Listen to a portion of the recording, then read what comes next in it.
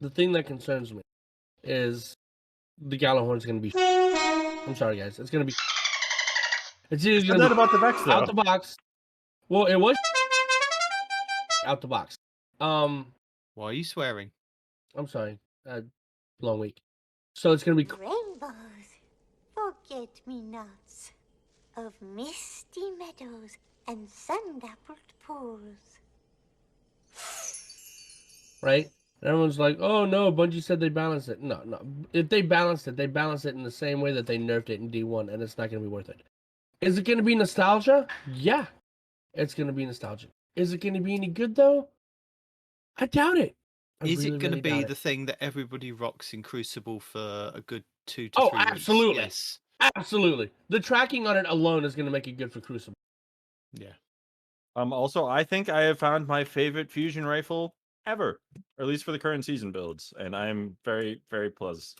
I What keep is it? speaking of. Cartesian coordinate? No, it's actually a roll on the Iota Draconis. Okay. It is surplus and adagio with liquid coils and the stability masterwork. Linear. That doesn't count. It's not linear. Is it linear? No. No, it's not linear. It it's plays like a fusion linear. The roll I have on it though plays like a linear, and then you combine that with like not particle accelerator. What's the fusion one? That's each additional hit does increased damage.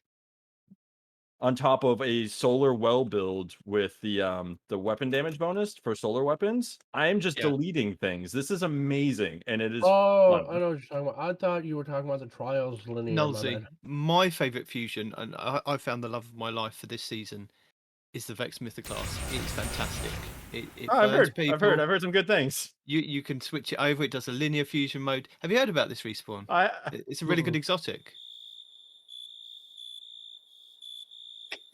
Everybody's gonna get their comeuppance. That was mean. Sorry. Welcome to Two Titans and a Hunter, a Destiny 2 podcast. A show where we discuss tips, tricks, and tools to help all Guardians succeed and enjoy playing more. What makes us different? Well, for starters, we're not streamers or YouTubers. We just have a passion for Destiny and are dedicated to keeping Guardians informed and up to date with all the latest Destiny 2 info, news, and opinions. We encourage your questions and feedback. You can contact us either by email at twotitansandahunter@hotmail.com or on Twitter at twotitans_hunter. Now, on with the show. So, should we kick the show off? I suppose. Now that we've nattered for a good couple of minutes. No, what's that word that you use? Not nattered. What is it? Peroty said it last time. The word you use when people just drone on and on and on and on and on. Waffle. We waffle. Is it waffle? Yeah, waffle on and on and on. I was thinking something else. I know it's a food, but yeah, it's also just nonsense. But yeah, we're not going to talk any nonsense now. We're just going to get on with the show. So, dude, welcome we're talking to Destiny. our returning Everything guest. Destiny related is nonsense. What are you talking about? No, it's not. Welcome to our returning guest, Nullzy, who's filling in for Peroty this week. What have you been up to, Nullzy, since we last spoke to you? Not playing as much Destiny as I would like. Working, honestly, mostly working and crying and sleeping sometimes, and then crying some more, and then working again. I wish you told me that before we started the show, so that I got some. Oh no, I already did my crying for today. It's okay. Oh, okay. Yeah, we're good. Fair enough. Respawn, have you done your crying for the day? No, I can't. Do you want me to go on about the Vex a little bit more? You're not gonna make me cry for the Vex. You're just gonna instill anger and rage. Well, Actually, I don't even know if it's anger and rage because, no. There is RNG, but supposedly there's this whole exotic drop protection thing. I'm 20-something rounds in so far, I think. So it'll drop soon. It'll drop soon for you, and you'll love it. And you'll cuddle it up at night, and you'll sleep with it underneath your pillow, and you'll love it to death. I told Until you Bungie will come out, and you'll never use it again. Yeah. What will come out? Whatever we get in the next season. Well, no, because it's still next season, yeah. But this season it's good because just a couple shots and your stacks are max for the fusion rifle mod. You know what I mean? 2 kills in the Crucible, and you get your linear fusion rifle. Fantastic in trials. Kill the first 2, and then you've got that linear fusion for the 3rd. No, I'm not talking about that. I'm talking about your particle accelerator because I'm always thinking PVE, broski, right? So PVE, shoot somebody with that thing 5 times, which is apparently really quick. I've got Yep. max stacks of particle accelerator, swap over to heavy. Boom, game over. Fair enough.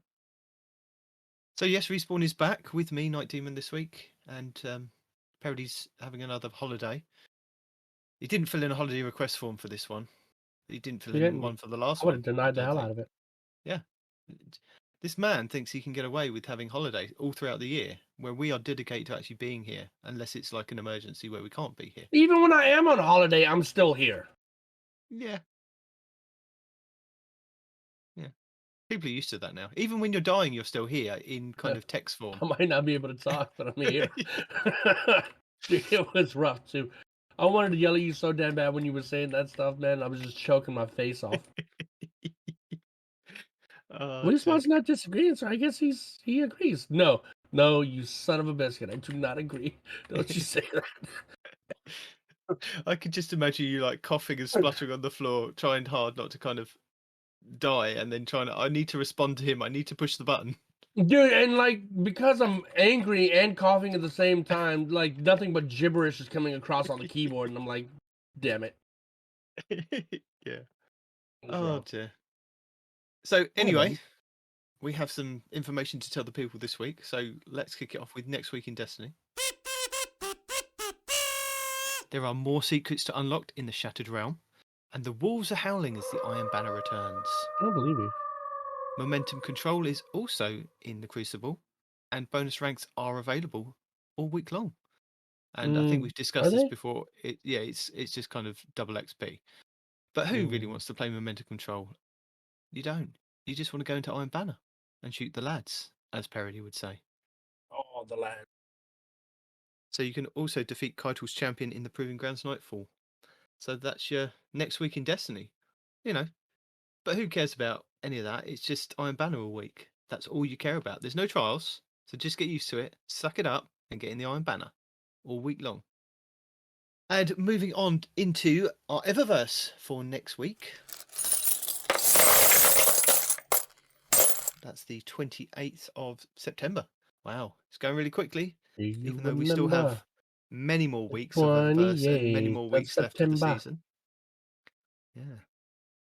It's funny because I look on todayindestiny.com for the Eververse each week, and it only goes up to week 14 of the Eververse calendar. So maybe they're going to shuffle it around and do something else after that.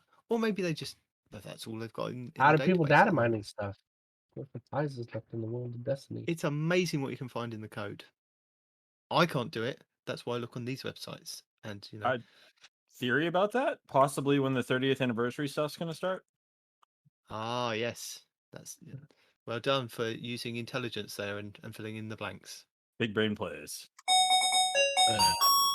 Well No, done. don't encourage it. I'm kind of the best. Just keep feeding it. It's great. It's actually making me better in the game. We've got a couple of cool weapon ornaments for next week. We have the Leaden Lance, which is your weapon ornament for the Cloud Strike, and that would be for 700 silver. Oh, we have the Nemon's Chariot. So this is the one that looks like the fighting lion. Pretty cool. This is going to be your exotic sparrow. Again, 800 silver. We have the exotic ship, the Archangel's Might, and that'd be for 800 silver. And then we have the double-handed dance, and that'll be for 500 silver. Moving on to our Bright Dust. We have It's Over, a rare emote, and that'd be for 400 Bright Dust. The Queen's Guard weapon ornament for the Chaperone. So this is the one that Destiny Fun Police rocks all the time at the moment. Has the symbol of the Queen on it, and that'll be for 1,250 Bright Dust. We have the Cabal Entrance, which would be your transmit effect for 450 Bright Dust. The Hazard Pay Shader, which will be 300 Bright Dust. We have the Drum Roll emote, and that's your exotic one, and that would be for 3,250 Bright Dust. So that's pretty cool. And our legendary gear for our Neiman set this week will be the boots. So we'll have the Neiman Strides for the Hunter, the Neiman Greaves for the Titan, and the Neiman Boots for the Warlock. We also have the Orb Weaver Shell, which will be our exotic ghost shell. Pretty cool. We have the Immoderate Splendor, which will be our Sparrow, and that's an exotic one, 2,500 for that. So the ghost shell will be 2,850 bright dust. And then we have the Bye Bye rare emote for 400 bright dust. The Bad Dog weapon ornament for the Leviathan's Breath Heavy bow, and that would be for 1,250 bright dust. And the Erman's projection for your ghost, which will be 1,500 bright dust. So that's what's happening in your Eververse for next week. Then we are on week 6 of our triumphs for next week. So we have the Wayfinder's Voyage 6. Using the Wayfinder Compass to complete Wayfinder Voyage 6 also defeats Scorn anywhere in the system. Powerful Scorn in the alignment activity grant bonus progress. So that's 200 Scorn, and that will give you Challenge XP Plus and the Wayfinder Compass calibration level.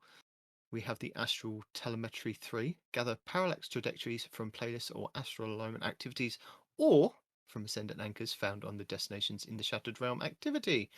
And 10,000 of those. So I'm guessing that some of those are going to be backtracked to what you've already collected, and that's going to be Challenge XP Plus. This is a good one to use your Vex on. Next one, Solar Fusion Power. Defeat combatants with fusion rifles and solar melee attacks.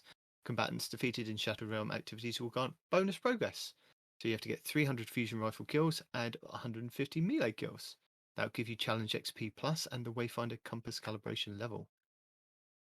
Then we had the Advanced Ley Lines. Complete rounds of astral alignment and install paracausal batteries, and 100 of those you need to do. That'll give you the Challenge XP Plus and Wayfinder Compass calibration level. Display of Dominance, so this will be your Crucible one.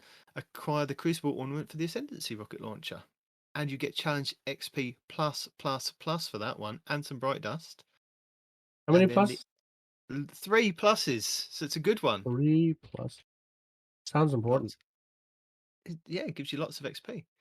And Apex Armorer, Masterwork, a piece of armor. This, as I believe in the last couple of seasons, isn't retroactive.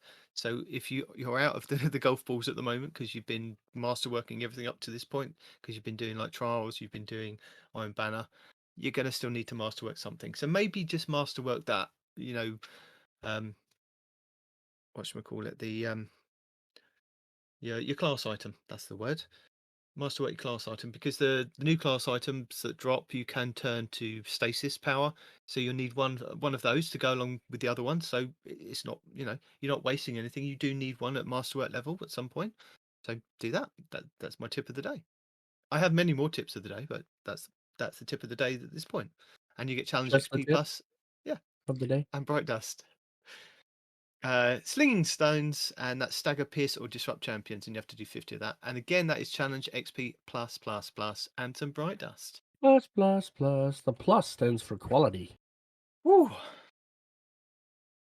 Lots and lots of information. Mm-hmm. My notes are So stuffy. I know that there's nightfalls and things that are going on, and when it comes around to doing like the Grandmasters, we will have some guides for you to get those done.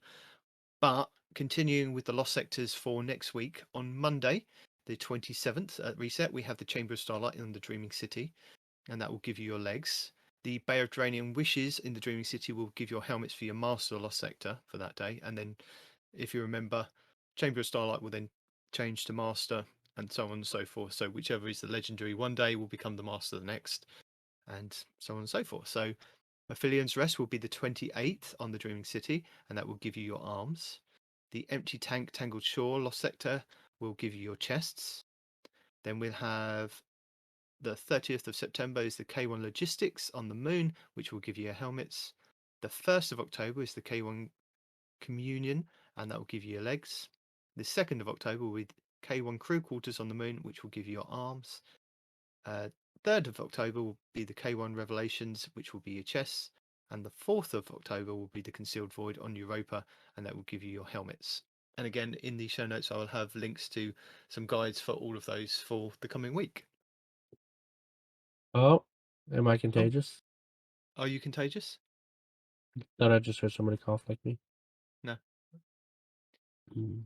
But I don't know if you were listening in on the conversation last week, Respawn, when we were talking about Lost Sectors, and one of the videos that we highlighted last week was from Cool Guy, going over the changes to the Titan helmet I think you were, because I think you were Yep. commenting about how broken it was. Yeah. So this was, I think it's the Precious Scars, isn't it? It's the one that Mhm. Peroty refers to as Mum's Broken Broken China. Yep. Yeah. So after the recommendation of Cool Guy, Ugh. I went and got myself a Precious Scars, and I have been rocking it ever since. Lovely. This helmet has been amazing. I played a couple of rounds of trials last night and won both rounds, but just to get using my Vex on a solo subclass and getting a kill and being able to buff myself and the two guys that's standing next to me with health was fantastic, because I think it saved the guy standing next to me a couple of times, Yeah. and it was doing really well. So I do recommend trying to go and get that. I'm not going to get the ornament for it. I just put a shader on it, but it's a really good exotic. Yeah, but that's if you not can go and get it. broken in any way, shape, or form. It's not broken No, because no. you have to meet several requirements. You have Do to get a you? kill with a subclass element weapon. Oh yeah, it has to be final blows from weapons with a damage type matching your subclass energy create a burst of healing around you. After reviving or being revived, you gain an aura that provides an overshield to you and nearby allies. So you have to get a weapon kill. You can't use like a grenade or anything like that. It has to be the weapon kill. You have to get the final blow for it to actually count. For so there is a lot of like maneuverability about using the exotic. I If mean, it's all I heard was you have to get a weapon kill that matches your subclass. That doesn't sound all that hard to me. not on the Vex, but yeah. Hmm. And I've like I said, I've been rocking my solo subclass for like the last couple of seasons, and I mean, sometimes I do dabble with my stasis one, but yeah, on the Titan, I've been really liking it. And for the trials, this new version of trials that we were playing last night was very interesting to use. I bet it was. Wait, do Wells work in trials for this new game mode? I have been out of the loop on that. What do you mean, Wells? What the Oh, I'm sorry, my mistake. I was You're thinking into dreaming. the elemental wells. No. Well, because no, matching the weapon type would also that's the proc for a lot of them. That's on me. I'll be quiet now. Some of the mods say that they do work, and some of the mods say that they don't work. I feel like it would be too strong. I get it. Yeah, it'd be a bit like the Warmind cells if they suddenly dropped in Crucible. I think there should be a Crucible game mode that allows that. Oh dear. So what was it that you rock again? Was it Warlock or was it Hunter? Hunter. I do play Warlock, but I haven't this That was season. So you've been enjoying like the game so far? Have you played a bit of Trials? Because I have not played the new trials this weekend yet. I plan on doing that tomorrow, more than likely. I'm excited for it though. have you played the last couple of weeks' Trials? I did 2 weeks ago. I think last week I was a little tied up, which is really sad because my normal group went to the lighthouse without me. Congratulations to those guys. They are not weekly lighthouse goers, so that was a big thing for them. Wow. Yeah. Congratulate them on their success when you didn't get to Nope. do Yeah, it. it was addition by subtraction, my guess. But no, I'm very excited to get back in there. Because it's what it should have always been. Trials is in a fantastic place right now. Well, they just made changes this week for trials, right? Yeah. That's what I'm really excited about, the new game mode. Okay. Well, not just the game mode, but how they're like. So okay, so the what's it called, the flawless only kind of thing, right? Cool. That whole Yeah. thing. Yeah. Well, I liked it because it gave people like me a chance to just play.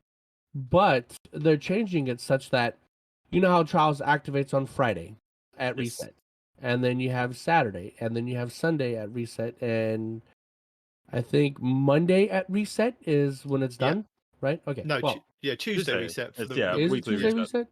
Okay. Well, like the fact that they're the main day, right? So a lot of people are only able to play this on the Friday or the Saturday, right? Sundays, usually people have things to do. Mondays, people are usually at work, right? So the fact that, the most common days, the Friday and the Saturday where everybody would be on, is not separating people by skill level, right? So the flawless pool doesn't start until Sunday at reset. So if you only have Friday and Saturday to play, you got to play with all the sweaties all weekend, all your weekend Well, anyway. it's not just the sweaties at that point. It can just be the same as the first week. It can just be all the players that are playing. You do have Yeah, a but chance at matching including up the against sweaties. sweaties. I know what you mean. Yeah. Yes. In retrospect, I did hear about this. This is about the flawless timeout, right? Where flawless players only play with flawless players. Yeah. Yeah. It doesn't start until Saturday at reset. Instead of, last weekend it was as soon as you go flawless, you're in the flawless pool, and I love that because it made wins easier. But no, because people, You of know course, what? were complaining. I And they're liked that as well. "Ooh." I messaged Peroty because I think it was Tuesday after I finished editing the podcast and got it up, and I was playing trials. I got to 6 wins solo on my Titan without using my mercy, and then I blew the last 2 games. I don't think I blew it. I think it was the fact that I didn't get matched up with the other 2 god tier players that were on the opposite side. I ended up with the 2 players that managed to luck it through with, like myself, had managed to get to 6 games without losing, and then I lost the last 2 because I was putting in all the work, so I knew that it was wrong, because if I'm getting all the kills, then that's bad. Normally I'm kind of middle of the road. I can get a good couple of kills in the match. There's normally like a trials god or somebody a lot better than me that kind of I play well with. But yeah, it was a bit disheartening not to get there. I fell at the gates of the lighthouse as it told me, but it's encouraging to know that I can solo get to that point of possibly getting there, and it's just giving me more encouragement to actually go back and play more. And that's why I jumped in again last night before I had to go to work. Just played a couple of games just to see what this new game mode's like, and I think it could be manipulated because of it's on Wormhaven at the moment this week, and there's a capture zone, and the capture zone is in the middle, on the top, in between like the A and C spawns. So literally everyone just runs to that top bridge and like blows each other up. But whichever team wins, the losing team gets the new spawn point over on either A or C, which is closer to them. And if you're able to kind of dominate the other team to the point of it's kind of you get your super up a lot quicker. What happened with us? I think in my second game, we went. I think it was 4-1, and at that point we'd won 4. They won 1, and then the capture zone was in our area for the last game, and 2 of us had our supers. So the other team didn't stand a chance, because it was like one of them managed to pop their super, but I kind of just stood in my flaming pool and just threw a hammer at him a couple of times, and he was dead. And yeah, I think you could kind of manipulate the fact that you could get the spawn point to be where you want it to be and still have a super. So there are kind of tactics to it. I don't know if Bungie could tweak it slightly so that the spawn point isn't exactly where, like, just A or C or in the middle, kind of the B flag. But I think that would So, take a little bit actually, more I have a working. question. You said you were standing in your flaming pool when you were throwing hammers. What does the Yes. flaming pool do? Well, when you pop hammers, if you're on bottom tree Solar Titan, you Mhm. get like a big flame pool around you, which gives you kind of, as you're standing in the pool, it lasts longer. So I heard him pop his super, so I just popped mine and stood and waited on the flag. And as he kind of Is jumps, that all it does? It doesn't heal you. It doesn't give you extra damage and none of that. I don't know. Okay. Just I thought it prolonged it. It could do. Would you like me to check? Sure. You got a second?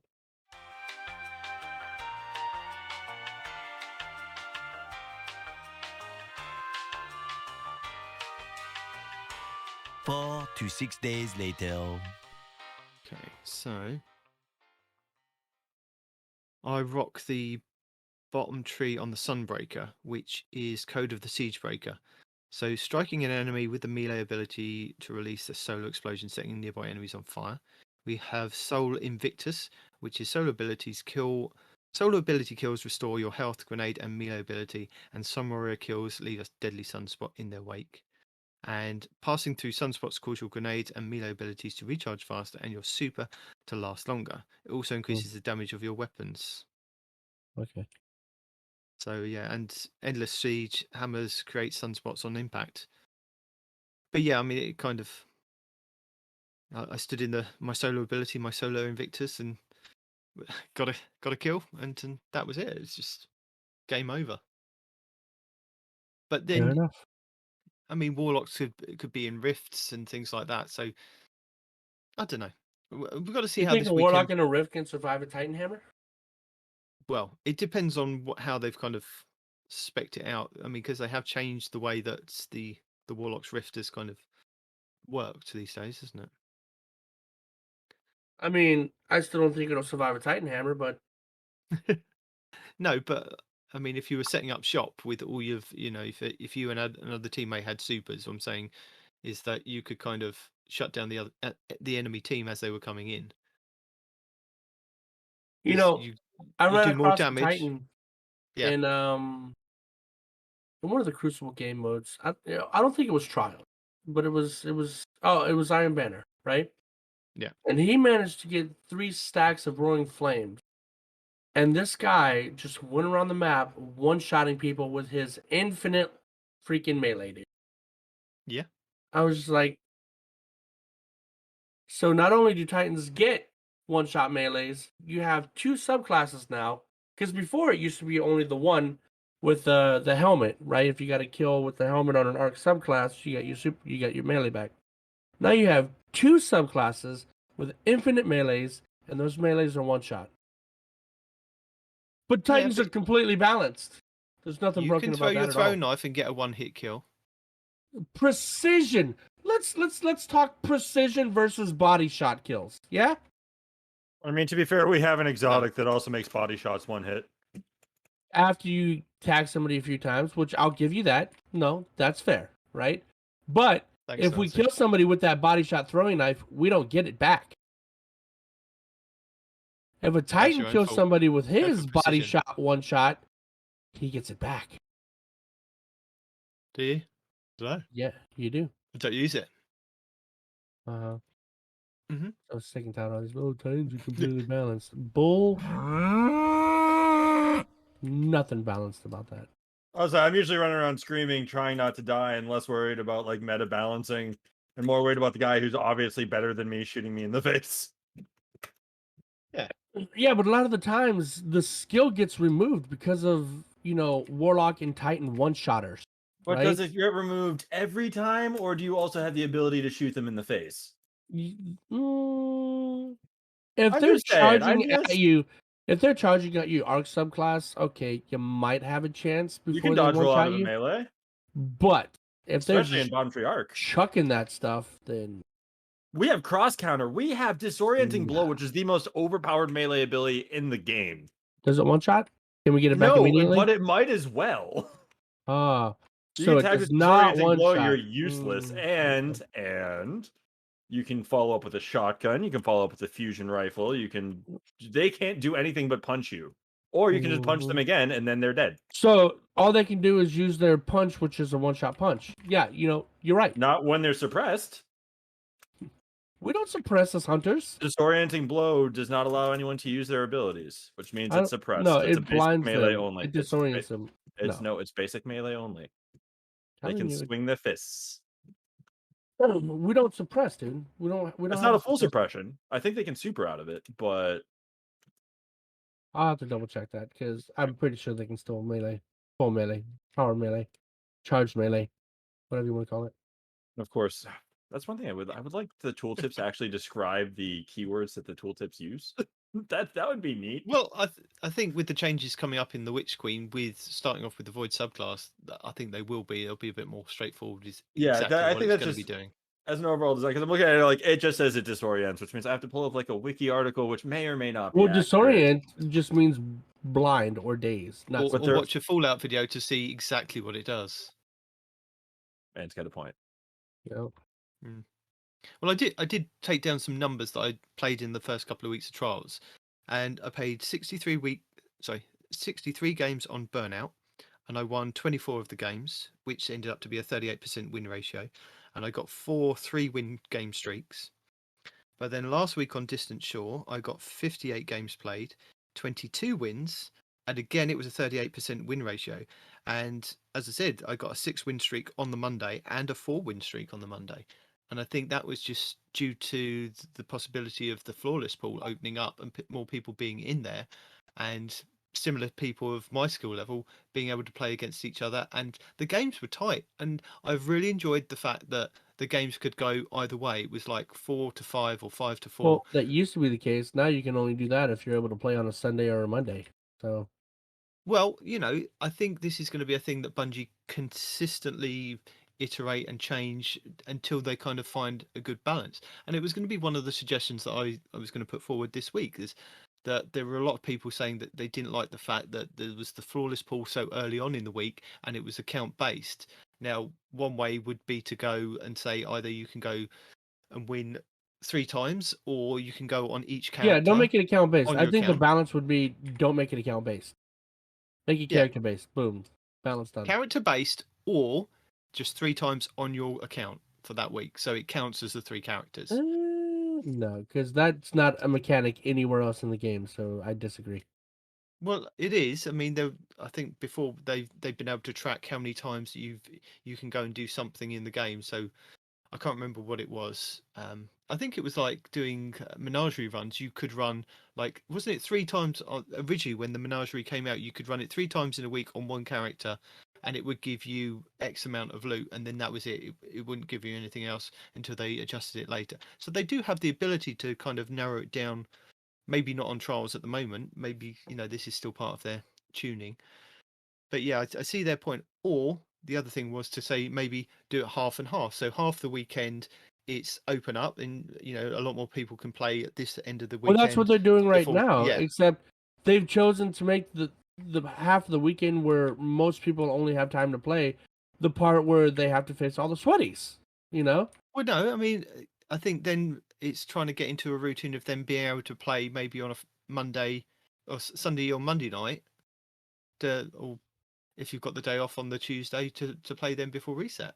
Man, that's a whole lot of ifs. Like I said, the most common time for people to play a video game, in adult society is on a Friday or a Saturday, right? The Sunday nonsense, most people will go. Not for me, it isn't. But yeah, I know. Yeah. I get your point. I'm looking at this from a totally different angle. I'm seeing Bungie making ad hoc modifications to a game mode based on what they feel is balanced and what the community is asking for week to week. I think this is Community is a strong unprecedented word. for Destiny. Community, air quotes. I mean, this is more effort they've put into PvP literally ever. Like, they've never constantly paid this close attention to anything on a week-to-week basis and slightly adjusted it based on what the feedback is, both hard feedback and opinion feedback. But I think the change that they've made to changing it to Sunday, which is like half the weekend of the trials thing, is a good kind of balance of it, and it is based on constructive feedback from the community, and it's valid. I would assume too that they're making these decisions based on a metric butt ton of internal metrics that we don't have access to. So they're probably monitoring when players are playing, when players of certain skill levels are playing. Like, they have access to all of that. Not a thing. Okay. Well, you say that, but if we look at this week at Bungie for the whatever it is, the 23rd of September, they've kicked off their first trials lab for the week this week. Their experimental weekends will allow us to test our targeted changes to the game mode and collect data and feedback on what works and what should remain as an abomination of science. In keeping with our trials revamp this season, we are sticking to our test and learn. So this is their new mindset. And not only with labs, but also with matchmaking, rewards, and other quality of life improvements. This weekend, the normal Trials of Osiris playlist is replaced with Trials Labs, and it's a shame that Peroty's away. And he's away, not even near an Xbox, so ha, Labs is back, and you can't play it. So this is going to be He wants Capture Crucible Zones. Labs, not Trials Labs. He'll take anything Labs, just so, he can go and play it. He was excited to go and play this, and then he realised he was away. So this new mode is still elimination, but with the following changes. 30 seconds after the round starts, a capture zone is enabled. Players can capture the zone to win the round, or just eliminate the other team like normal. The capture zone has a waypoint from round start, including a countdown timer, so everyone will know exactly when and where it will be. The capture zone will start in the middle of the map, the first round, and then changes to location each round. The team who just lost gets an advantage of the spawn location. So basically, it'll be in either A or C, wherever you're spawning, it'll be where you are. Also for this weekend, double trials ranks and points for every match if you're feeling blue about Fable and Mythic. This is a great weekend to reset. And I think you pointed out, Respawn, that the adept for this weekend is the hand cannon. Yes, it's the hand cannon for trials. And they've also got what I've noticed this week actually is that the rolls on the two items, I think it's the sniper and the hand cannon that are in Saint 14's loot pool, change their perks each week. So keep an eye on that. So you may not necessarily want to pick those up until it's time to kind of get a roll that is really good on those ones. I'm not sure what it is at the moment. I think it was rapid hit and opening shot on the hand cannon and box. Is it not box breathing? What's the eye symbol on the? Is it no distractions. No distractions and high impact reserves on the sniper rifle. So that may be one that you want to kind of get. And it's changing each week. And also this week they have put the masterworks back on those. So if you do want to grab them, they are available. But the other thing I kind of noticed, and I think this was a question that Peroty was talking about, of what's actually in the loot pool.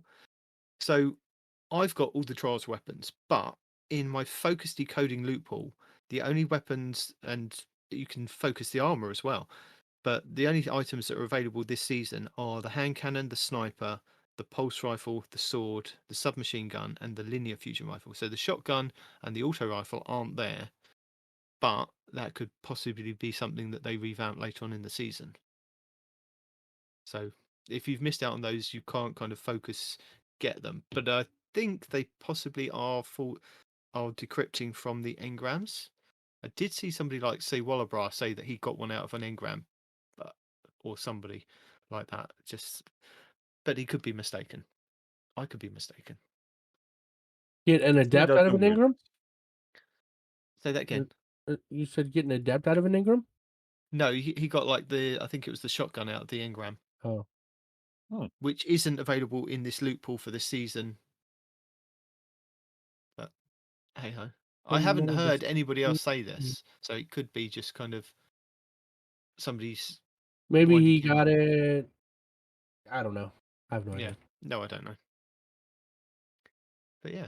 We tried something new for Trials this past weekend, something that has been requested in feedback since Trials launched back in Destiny 1. We tested out separating our flawless players and their fire teams from players who hadn't yet gone flawless that week. It was great. You shouldn't have changed it. Before we discuss what to expect this week and in the future, we'd like to talk about the goals we have for matchmaking and Trials and look at some key data points for the first 2 weeks. One of the main changes we made with Trials this season was to allow solo and duo players to queue up. This had two main benefits. It allowed players a low barrier of entry and expectation to try the mode out, and more importantly, it increased population enough that fire teams of mid-skill players landed more wins than if they only matched against other mid-skilled or high-skilled teams.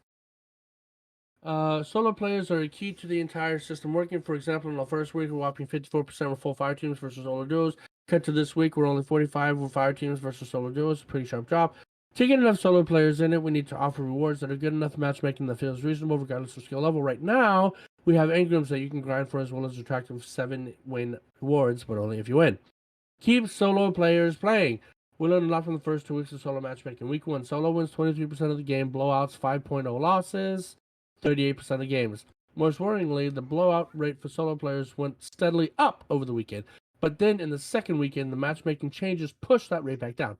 Week 2, solo wins are 36% of the game, blowouts 5.0 losses are 29% of the games. Probably because they didn't have to fight flawless players the first 2 days, Bungie! This feels a lot better for solo players. I think Bungie realized that. Obviously not if they're changing it such that the first 2 days you're going to have to play against flawless players. Oh, obviously they've learned nothing. They have. They're giving it another try. They're giving it another try. Dumbasses. Anyway, this feels a lot better for solo players, but obviously had some side effects. See, feels a lot better for solo players, but obviously had some side effects for fire teams of mid to high skill.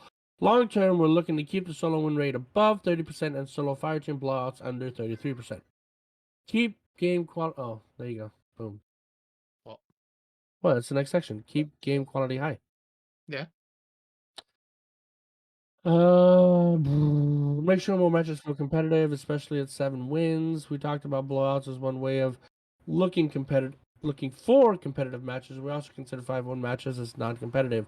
The sweet spot is really between 5-2 and 5-4. Those matches tend to feel good while playing, even if you end up losing. I agree with that. In week 1, we saw 60% of matches either 5-0 or 5-1. In week 2, the number of non-competitive matches dropped by 52%. A nice improvement, but we would like to see this number drop to 30 to 40% over the long term. Keep matchmaking time slow. The voice is going out. Keep matchmaking time. Keep matchmaking times low. One of our biggest goals is to help matchmaking times low while still getting matches with good connections and a competitive outcome. We've always kept an eye on matchmaking times when we make serious changes to the matchmaking landscape. In both weeks, average matchmaking times were pretty steadily at just under 50 seconds per match. The only reason it was even that high is because players who started off in a terrible streak would end up in a matchmaking pool below the base pool that only looked for other players who had started off losing 10 rounds in a row. A very small pool with matchmaking times that last over 4 minutes before the system gives up and expands back to the base pool. We are going to be adjusting how the matchmaking works, how the matchmaking help applies, so no one gets stuck in the smaller matchmaking pool going forward. And I think I'm done. Fair enough. So, other things that worked, according to Bungie, we had just over 700,000 players this past weekend, only 50,000 fewer than the week 1. This is higher than expected, giving a normal drop-off after launch, combined with Distant Shore being a less popular map, which says to me that they kind of did it deliberately to see what the kind of drop-off would be on a not-so-favourable map. And with this new matchmaking, don't you guys think? I think everything's a smashing success. I didn't mean- mind Distant Shores, but yeah, It's a garbage apparent- map. I'm not gonna protect that. It's a trash map. They also had 253,000 players go flawless. Games were 10% longer, mostly due to more competitive matches. Things that didn't work, Respawn. They saw 34% less matches played overall, and the number of matches post-flawless dropped by 45%. We had reports of the significant numbers of players resetting 5-0 cards or 6-0 cards, but we saw around 16,000 total cards that were reset while flawless but under 7 wins. Given the vast number of games and cards played, 2.7 million cards started this weekend, this isn't a lot, but it's something that we are watching, as it is unhealthy for the mode if it becomes more common. Normally, we see about 50% of the players who go flawless doing so with someone else who is already flawless. Last week it was 56%. This can either be traditional carries or just playing with friends. That number dropped to 16% this week, which is unacceptably low for friend game content. So, to address this issue, they are making changes, as we've already said, in this week 3. So, as Respawn has gone on about it so much already, they are waiting until Sunday morning reset at 10 a.m. PT. So, I'm guessing that's going to be 6 o'clock in the evening for UK, 1 p.m. for Eastern. Is that about right for you guys? Yeah, PDT to Eastern is 3 hours. Yeah. So this serves as a middle ground between weeks 1 and 2 and the semi-permanent placement for enabling the flawless pool. As always, we will be looking at both analytics and feedback, so keep telling us what is working and what isn't. We're working on some deeper matchmaking solutions which we hope let us remove the flawless pool. Look out for more info mid to late October. We are turning off matchmaking help until you played at least 2 matches during the weekend. So that matchmaking help is if you kind of drop down and you've had like 5-0 blowouts for quite some time, and then you kind of get matched up against other people. In addition to the previously announced changes, players will no longer get special ammo replenishment when being revived, adding hold functionality to purchasing gear from Saint 14 to prevent accidental purchases. Weapons received from the reputation rank reward track on Saint 14 will now have their Masterwork slots active. Previous weapons obtained won't receive a Masterwork slot. which is why I think we said don't get it until they've kind of fixed it. Unfortunately, while we were previously announced that we would be removing the matchmaking counter for this week, this change wasn't quite available to make the patch 3.3.0.3. Looking further forward, we expect to take another swing at matchmaking to keep some of the solo/lower skill protection from week 2 without strongly negatively affecting the flawless players. We are also looking to adjust the rewards for rounds and matches wins on 7 cards. Other than that, updates and Trials 12 reports will be less common as we get Trials into a more stable state. And as I've mentioned so many times, Iron Banner is back next week. So after Trials Labs this weekend, Trials will be taking the week off and will return on October 8th, just in time for my birthday. So anybody out there that wants to take me flawless for my birthday, hit me up. Send me a message. Thanks. Yeah, I'll take you flawless for your birthday. Oh dear. I'm seeing a much more conscious company, and I really appreciate that. Yeah. So your whole take on Trials for the last couple of weeks, Nullzy, what did you play? You said you played it the first week and not much the second week. Correct. Yeah, I did not get a chance to play the second week. I don't have a valid reason why, but the first week, even I don't have a playing- valid reason why. I really don't. I think I was just caught up with a bunch of other things that I deemed more important, but weren't necessarily more important. Right. Yeah, no, that's fair enough. Like watching What We Do in the Shadows, stuff like that. But so, as a normal PvP player, do you go flawless? Have you been flawless before? No. So I am a good player. I am not. So I can hold my own weight, is what I always say. It's like if I play with very good players, I am not a burden to the team, but I am not good enough to carry anyone who's not at my level, and usually my level isn't good enough to go flawless. Okay. All I'm saying is, I remember when we played together and we was carrying you. This was never a thing that happened, and there's evidence of that during that podcast. So check your facts. Mm-hmm. I'm really hit or miss. So like, what I need to do is I need to practice more. I used to, can't win them all, man. But when I pop off, I pop off. I'm either like 0.8 or 5.0. Like, it's a weird, But No, I get it you. seemed more consistent. Like we were definitely winning rounds, even if we weren't winning matches. Whereas before, there was a lot of just 5.0 stomps, 5.1s. Like you get the hyper sweats on your second win, and you're just like, well, we're just gonna go ahead and reset now because it's not worth the effort. There wasn't that feeling of despair. Even like we won a game with no communication. And Respawn, which is like double negative. No, there's definitely no communication there. So we managed to win, and that's while he was doing the podcast too. Like we still managed to pull one out, which really goes to show like it seems to be more detailed matchmaking, if that makes sense, where it's not just this is the win on the card. Like it feels like it's actually a little bit more yeah. And yes, I know what you mean. Yeah, I don't know the word I'm looking for, the specific adjective, but more forgiving. Yeah. Without being easy. Yeah, it was more players around your skill level. And I think what I found when I was solo, even this past week, there was more solo players in the pool that I was playing with. So to get my 6 wins, I think it was every single match was all solo players all the way up, which gave everybody a fighting chance of, you could be paired with good players or average players and just kind of manage to pull off a win, which was really nice. I think our 4th game, there were 3 of us to start off with, and then I thought the guy that was carrying the team completely rage quit and left 2 of us, and I think we were 3-1 up at the time. And me and this other guy really tried hard to kind of combat against the other team, and they really came back strong, and they were like, I think they were teabagging us and everything.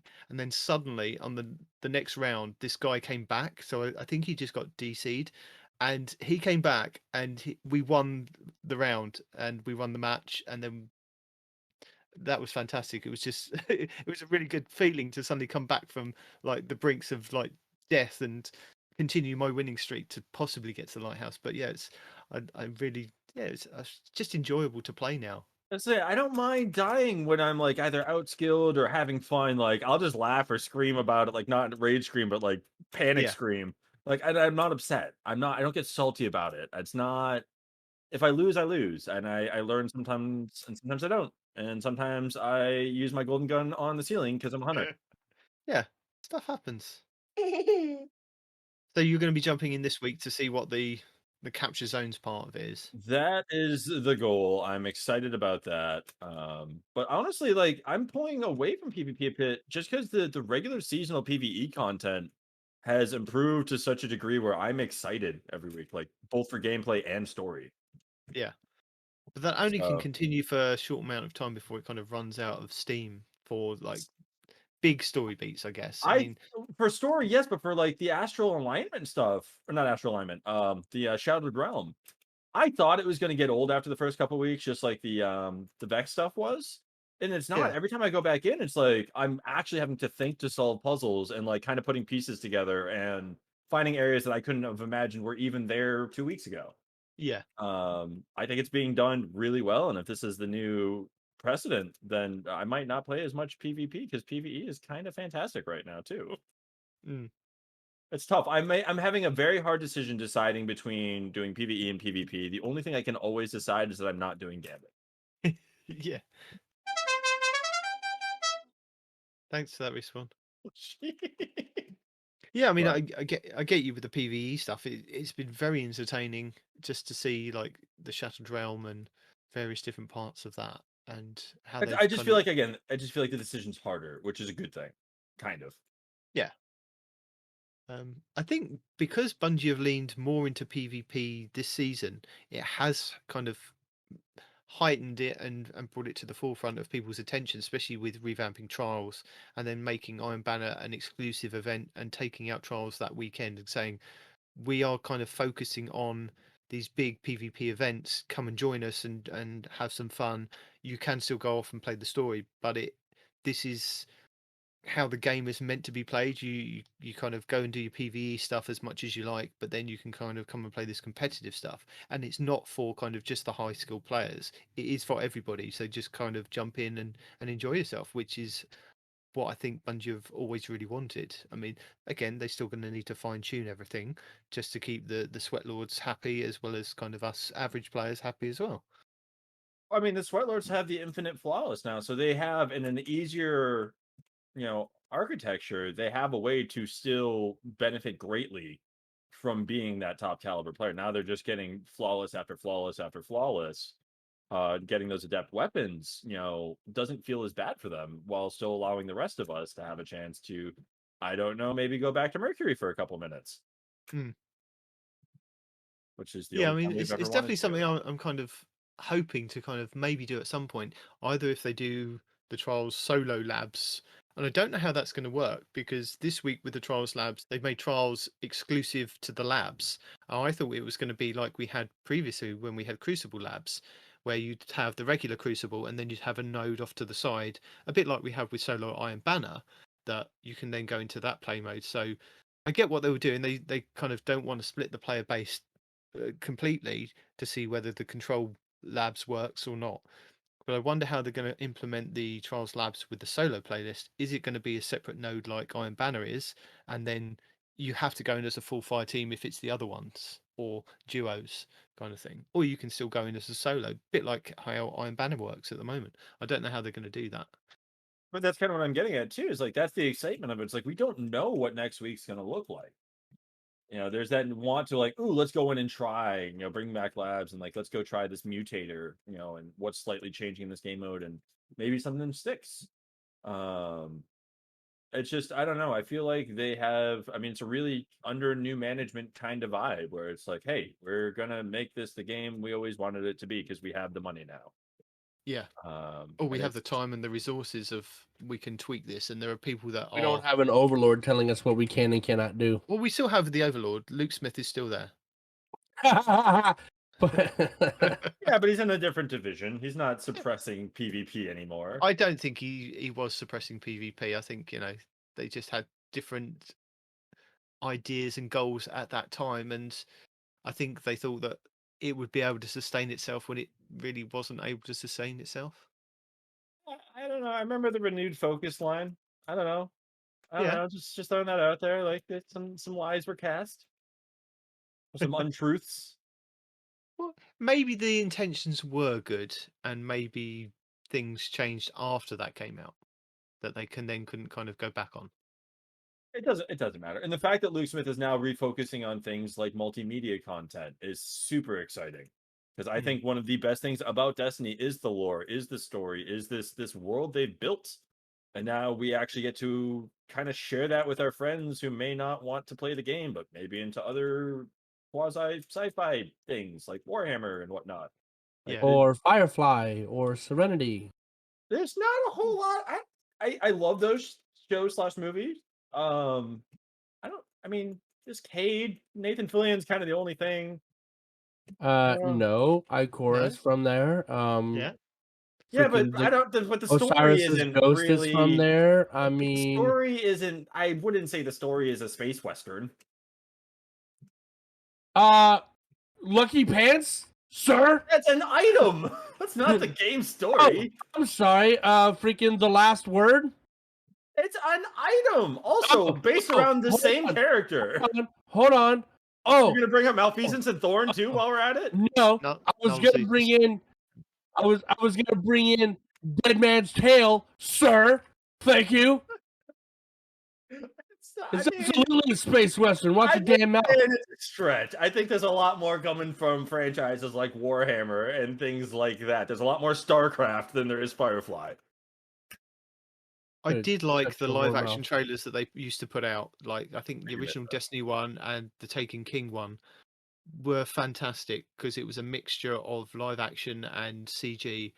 And I think that would kind of work as a series, or even a movie, a big budget movie. I'd be happy it's- with an animated series. Give us like a Marvel What If style cell shaded cheap animation, but so they can do 20 episodes in a season.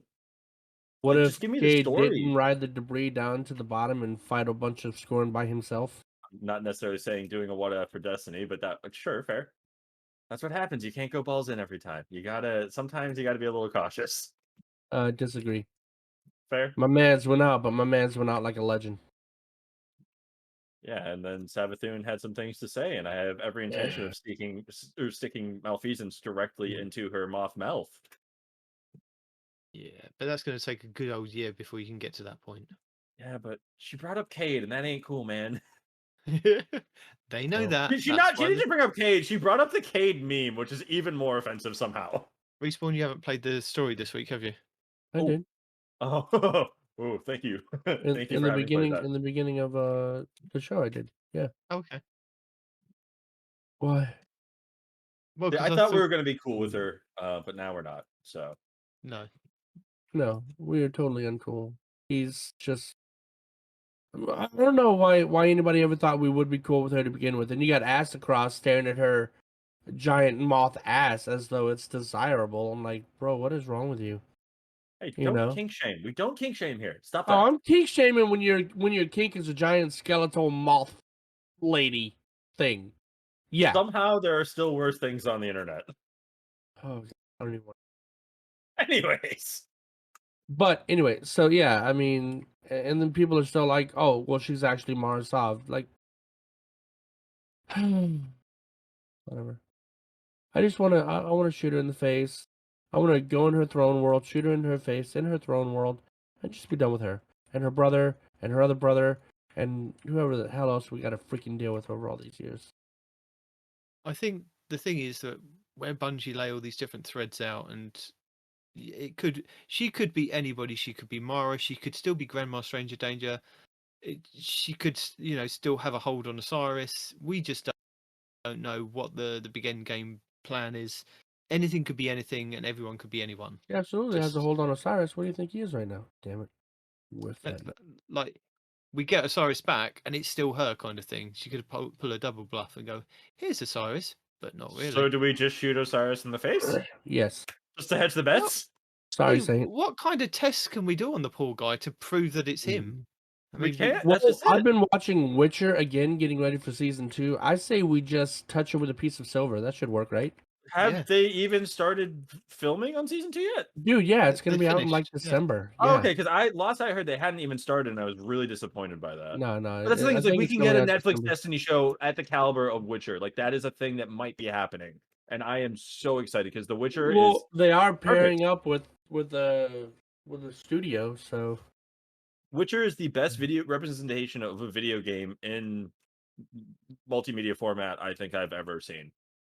yeah. Some I people have no might bring complaints. up the whole Tomb Raider movies, but no, I wasn't a fan of that. I think you're right. Yeah, Witcher was definitely done correctly the first time. What do you mean? Let's be honest, the Sonic Tomb the Raider Hedgehog movies- movie was fantastic. To be fair, we had to internet bully the studio to make it perfect. We And are you even then, taking perfect is responsibility for kind that? of. I didn't raise one. Was it penny. nostalgic? Yeah. Was it nice? Sure. Was it It was perfect? Deadpool for kids. It was Deadpool for Nah. kids, and that was great. Yeah. I- Deadpool is Deadpool for kids. What are you talking about? Yeah, they did do the Christmas special. I did forget about that. But I don't know. I'm excited.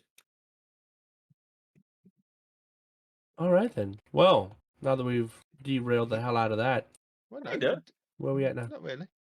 We are at Threads of Light, so this is the new digital fashion magazine that is dedicated to showcasing the fabulous style of Guardians. This is your time to shine in the first edition of the Threads of Light.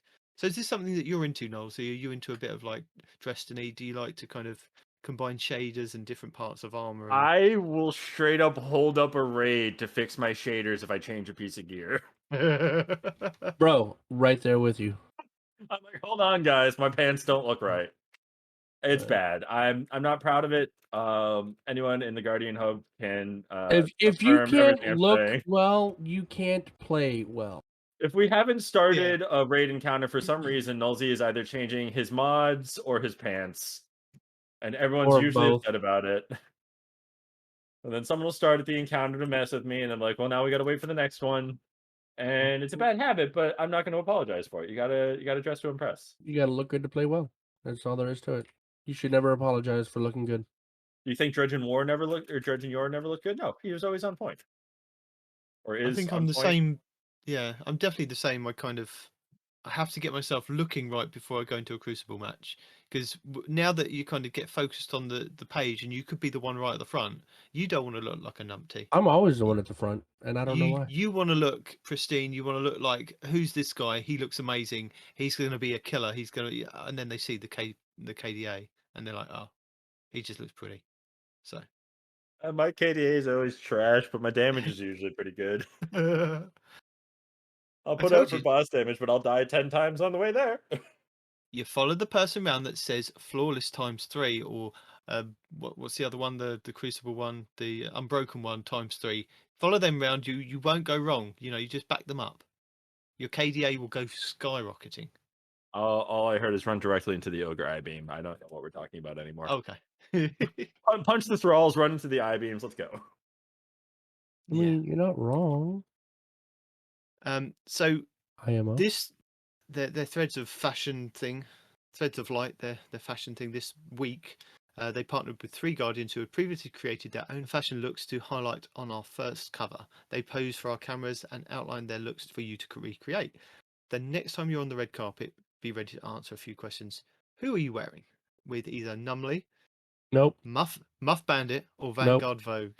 Nope. And these are kind of, I mean, they're kind of sketches of what they're wearing, and then they kind of go into each armor piece and then the shader that is also pairing with them. So if you want to kind of look like one of these guys, which, you know, the Aeon Swifts are pretty cool these days, and it was one of the exotics that I was rocking on my Honestly, Hunter. I don't think their game's that great. I'm looking at them right now. I mean, they're okay, but they're kind of just they're B tier. Yeah. Muff Bandit, I would say, I think Peroty has got a better look for those syntheses. I have a better Siva look for Bungie that. let the name Muff Bandit be a thing. And then he printed it in bold at the top. Oh, to be fair, the name is Muffin Bandit, and you guys are the problem. Oh. Yeah, no, that we just have dirty minds. Sorry. I look at him like, I believed it at first, and I'm like, oh man, I thought the same thing. And I'm like, geez, wow, they really let that one go. Like, there wasn't somebody there going, oh man, like, it looks good, but like, maybe we should pick someone else this week. Yeah, a little bit. No, the I thought- gentleman's name is Muffin Bandit. I'm sure I said Muffin Bandit to start off with, and then I think between I don't think you Respawn and did. me, I don't I'm think you sure I did. I'm gonna have to listen back to that. I'm sorry. This is I the do worst apologize. case of Mandelaism. I am I'm so sorry, Muffin Bandit. I think your armor looks fantastic, and I take back everything I said. I mean, I've seen better hunter armors. I don't know why people He's a think this Titan. looks good. I like the Titan. I Oh, like it that's though. 'Cause- Numbly. I'm looking at Numbly. My bad.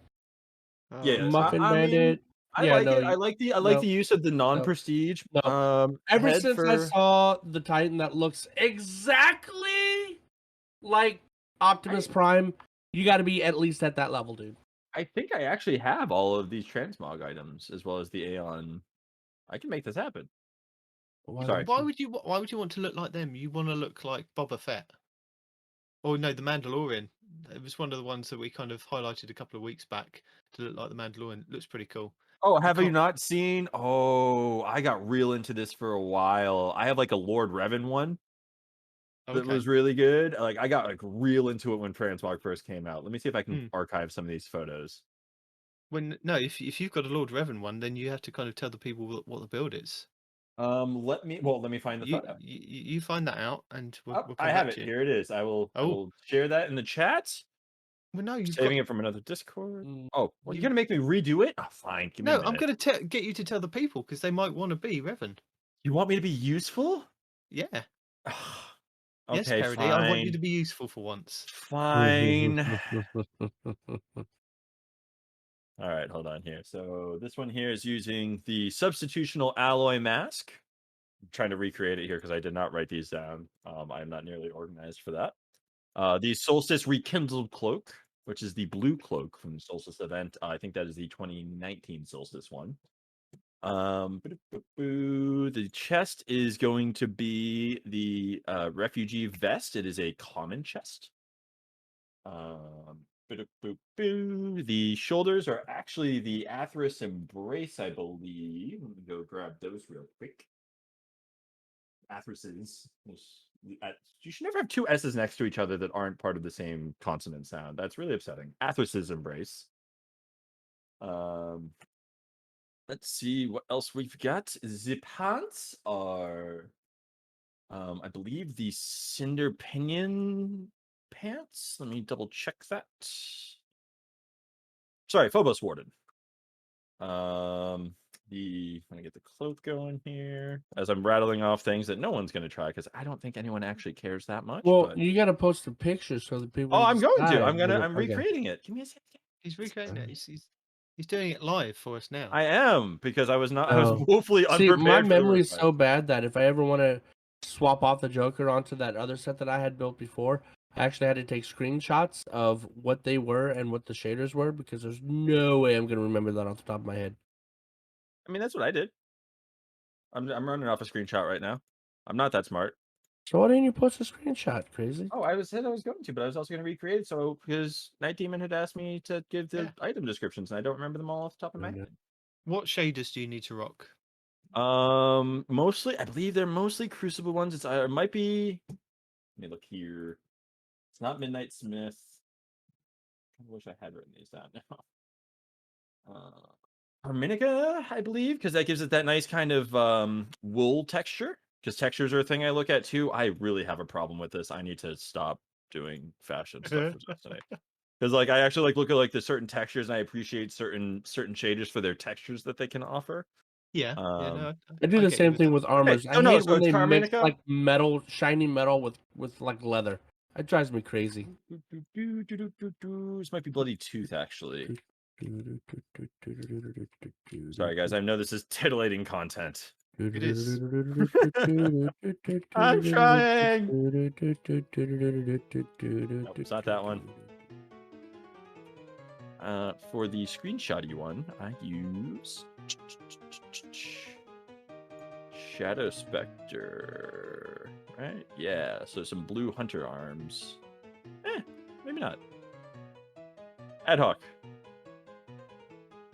Nope. We're just gonna go back to the Hawkeye. Why do people keep adding him? I like Tony Hawk. Yes, it is like Tony Hawk. That is exactly like Tony Hawk. You nailed it. I'm proud of you. All that. So yes, I believe I have everything down. All right, so it is Bloody Tooth for the cloak, arms, chest, and nope, I lied. The arms, chest, and mask, or Okay. helmets, if you will. It is Carminica for the cloak and the pants. And what channel would you like me to post it in? What show I'd general actually tab? like you to do is to submit this to the next fashion show. All right, I am down to clown. Let's go. And if as far as the anybody channel else out goes, there wants written to like a submit podcast, their Matt. entries to go on with Nullzy, then you could be featured on their next cover. So if you fancy this, all you have to do to enter is show a shot of your Guardian's appearance page and use the hashtag Threads of Light on Instagram or Twitter, or you can also use @Destiny the Game on our account for your region. We will be picking winners until September 30th, and then we will pick one each class to be on the next cover of our Threads of Light sometime in the next few months. Everyone we feature will still get the fashion show emblem, but only one hunter, one titan, and one warlock will make it onto the cover. So start digging through your wardrobes and create a look. Good luck on the runway. So yeah, Nullzy, we want you to submit that. We want you to be the Revan on the front cover. I will try. I will probably get horribly voted down. People are What going does to Yoda laugh. say? Yoda says there is no try. There's only fail. That's what he That's says. I'm sure. That's I believe that was actually, yes. I think that was on the poster. Maybe. Respawn. Yeah. Prime Games up again. Rhymes get what? Prime Gaming. Prime Gaming. I did see that, yeah, with the exotic sparrow, the exotic ship, the emote, and all that other stuff. So And do you want to what tell the people they what they can get? are is the Dark Horse exotic sparrow. It's not too bad. It looks like a floating disc on the front of it. Then you have the bandwagon exotic ship. It's like the Saint 14 ship, but instead of the frills on the edge of it, you have like a cargo net. And then you have the Rustpunk exotic ghost shell, which is a spiky ghost shell. And then you have the Hold On exotic legendary emote, which is the emote where they have a cell phone and they're telling you to hold on, like Negasonic Teenage Warhead did in the Deadpool movie. Yeah. I would once again like to apologize to what was it? Muffin Bandit? Stop going on about it. Stop highlighting it. Muff Bandit? What? If you keep talking about Muffin Bandits, then bad things will happen. Probably to your muffins. Possibly. They might get bandited. Yeah.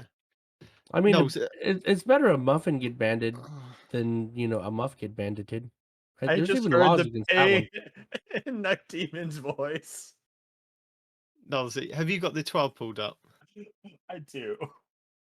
Would you take us through the seasonal challenges for the hot fixes and things like Peroty would do? And I can play some really cool music behind you to make you sound really cool.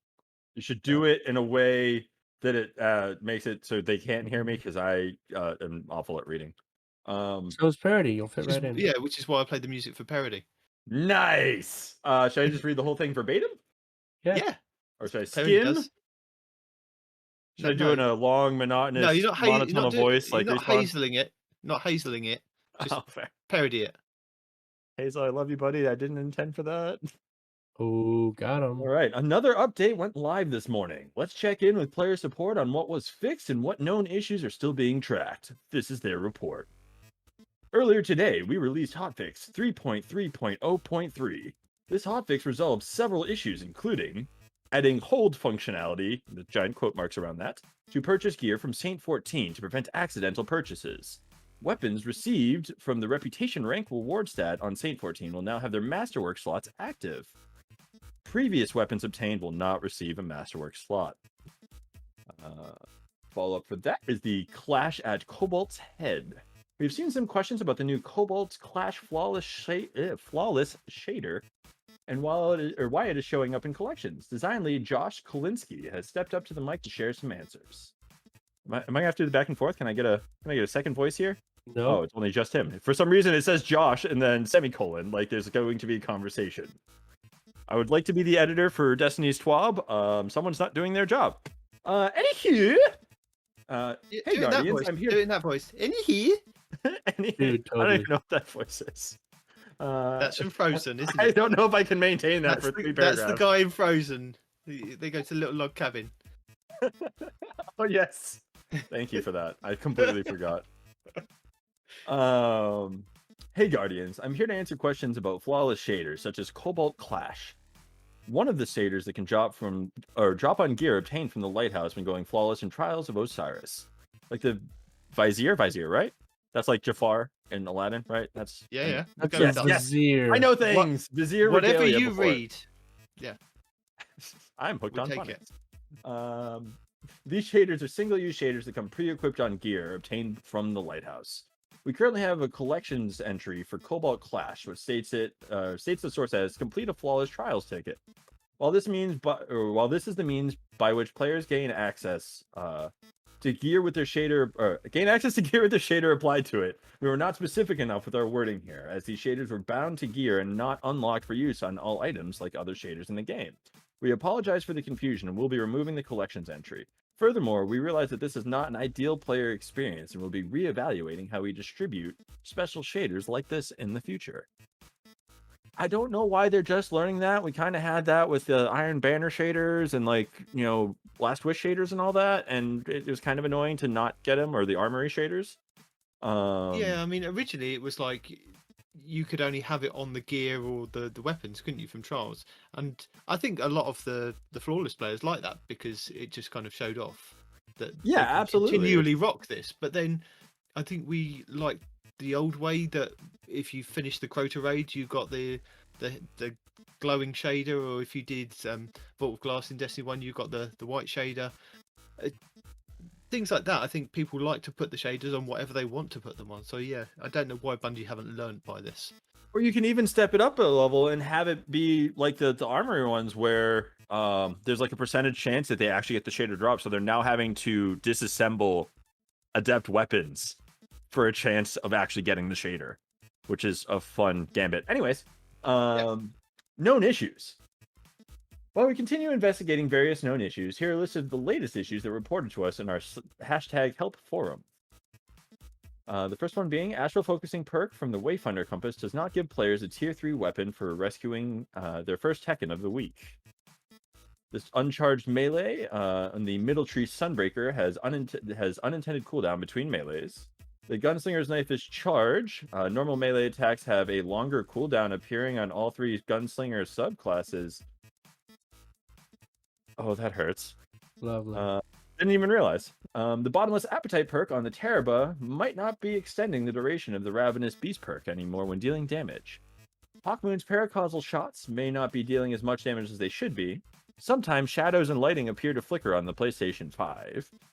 The 3 Birds, 3 Stones Gilded Deadeye Triumph does not specify the eligible Crucible playlists. Taken don't count for bow kills in the Wayfinder's Voyage 5 seasonal challenge, but Scorn bow kills do. The Deceiving Appearance seasonal challenge does not progress when destroying the illusion barriers with Aeger's Scepter. Players cannot purchase the Wayfinder's Compass rank 15 mod at rank 15, but they can purchase it at rank 16. Found out about that one this morning. The Wayfinder's Compass inventory updates 16 hours earlier than the weekly reset time at 10 a.m. PT. I don't see the problem with that. And the Catalyst for the Aeger's Scepter does not gain bonus progress for destroying destructible walls in the Shattered Realm, which is the one of 2 ways you can actually progress it. Nor do precision kills change the rate of our progress. So basically everything they told us was a lie. Yes. If you've completed your Catalyst, congratulations. You've earned something very precious, and the rest of us will have to suffer. Just go to the moon and do the whatever it is on the moon. I can't remember the name of it. The now. what? The public activity? The big public activity on the moon. Just stand there and shoot people with. So, freeze. Nullzy hack on the moon. I actually prefer going to the Vex gate because you're not fighting for kills. But that's just me. Well, you go to the Vault of Glass. Yeah, the actual in-game gate by the where you start off Shadow Keep. Oh, okay. Yeah, because you can go in there and it spawns waves of Vex, and they're tightly clustered and have low HP, and there's no one else there. Ah, there you go. pretty neat. So where is for a that full- exactly? Is that underneath? So if you're doing, let me pull up my moon map just so I can actually give a Yeah. description. If you go to Sorrow's Harbor, which is where the event takes place, there's the bridge in the, I believe, the northeast corner, the little tiny narrow bridge that you were to go through the other way to actually end up on the moon after the opening events for Shadowkeep. Yeah. You go back across that bridge. You go down the little windy corridor tunnel-y thing, and you bank a hard left when you come out of the cave back in the big open battlefield area, and that's actually going to be the in-game entrance to the Black Garden. There you get, I think, 3 or 4 rounds of Vex Minotaurs and Harpies, and then a few not champions but yellow bars, and then the big giant Minotaur mini boss guy. And it's pretty fast to get back there. It's a high density of enemies. Most of them are one-shot crits, even with kinetic weapons. And you get a champion over there for a bonus loot chest every time you go back. It's a nice little grindy area that I think, personally, is a little more effective than doing Sorrow's Harbor, where you're fighting for kills with everyone else doing the same thing. Oh, I usually just go to Shirochi, put in the wish. Shirochi is a beautiful idea. You just got to put in that 45-minute code. Yeah, I can do it sub 4 minutes now. It's so bad with one person. Yeah. For a full list of emergent issues in Destiny 2, players can review our known issues article. Players who observe other known issues should report them to our help forum. Cool. Thank you. Mm-hmm.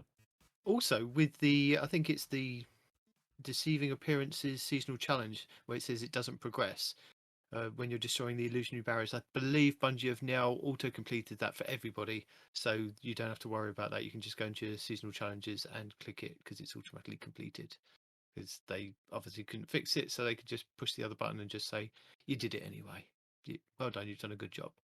There's also a known issue that's not mentioned in there, and they might just be kind of brushing under the rug. I think it was the same one from last season as well, with the Wayfinder's Compass, where I currently have 13 artifact mods unlocked. I have -1 available. Yep. It's pretty neat. I think that Cheese Forever made a video a couple of weeks back, and I'm sure Oh, I did he? highlighted it. Yeah, I'm sure I highlighted it when he made it, because when Bungie disabled one of the mods on the artifact, what I think he recommended is that you go and do is you selected all the artifact mods that you wanted, and I think it was the one that they had kind of said that you couldn't use, but if you selected it, when they re-enabled it, they gave you another slot that you could then unlock, which is why you've ended up with a -1 and gives you 13 slots. Because apparently it happened a couple of seasons back with one of our artifacts where they disabled a mod and people found out that they could go back and select certain artifact mods again and then have an extra one over when Bungie re-enabled it. So you're in a lucky position there. It is a beautiful thing. I can never reset my artifact, so that'll be interesting. But yeah. So congratulations to anyone who has that. And as Peroty would say, you know, there's art, there's movies for you to go and check out on the TWAB, which we will link in the show notes if you want to have a look at that. But then, Indeed. yeah, so that's it. You know, Trials Labs is up and running. Whether you hear this podcast in time to actually enjoy that is another thing. Yeah, and get your threads of light suggestions and builds put in, because you know Nullzy's going for it. So Everybody not? upvote Nullzy unless you see me. Then upvote me. no, don't upvote him. Oh, they're voting for me. Now, I'm if I loved have by my time people. to edit, this is where I would put the not half-assed law with Respawn and Arf. But if I don't have time to edit it and get it in this week's show, I'll I mean, make sure our show's only an hour and a half this week. The people might feel slighted if you don't. I know, but it all depends on how much time I have in the next couple of days to edit. So you may have law now at this point, right here. But Right you here, may not. in this spot, right here. If not, I will edit it next week. And That way, it'll next be... week's show will be 4 hours long. Exactly. Nice.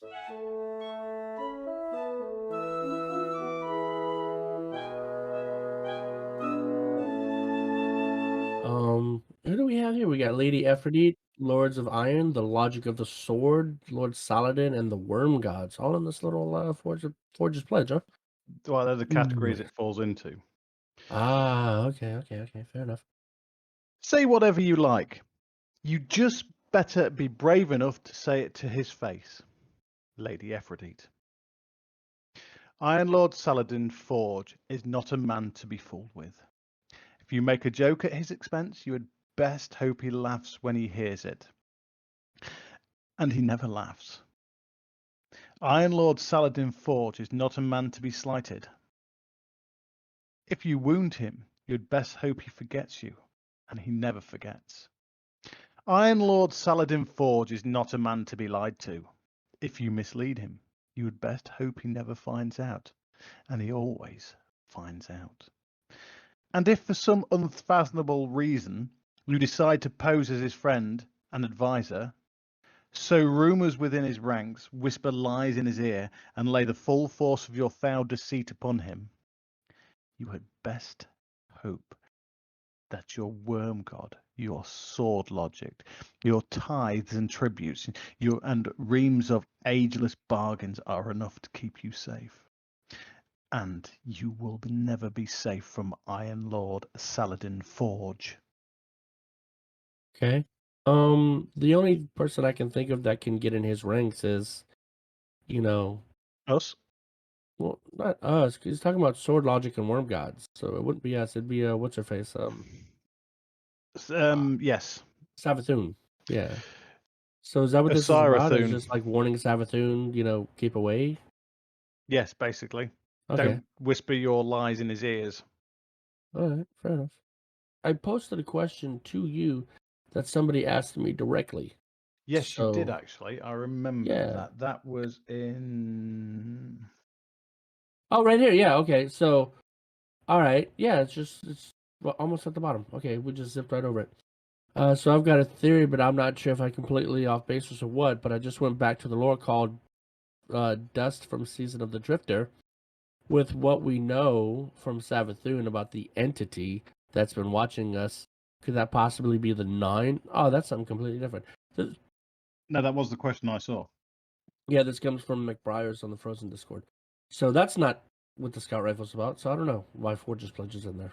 I'll be honest. I was going to say I've been listening to a lot of stuff by Mylan today, and he's going to do a deep dive into the 9 at the minute. Now, I don't think in Dust it was largely related to the 9. Now, to be honest, I don't think this other entity is the 9. Because there's talk in some of the weapon lore of deep walkers, which could be the deep that is referred to in the Books of Sorrow, that Oryx goes to converse with. But there is another entity, I can't remember its name actually. There was another entity mentioned that was also could be a higher power as well. But the honest answer is, at the minute, we just don't know. But I think we will find out in the next chapter of Destiny. I think we've talked about this once upon a time, but for the sake of my memory being ass, You and me both. the 9, right? The 9, they look like awoken. No. Now, is that just by coincidence? No, they don't. The person you see there, a former guardian, Orin was her name. She was a Titan. And yet, have you ever wondered why Zer has that stoop? Why his back is so bent?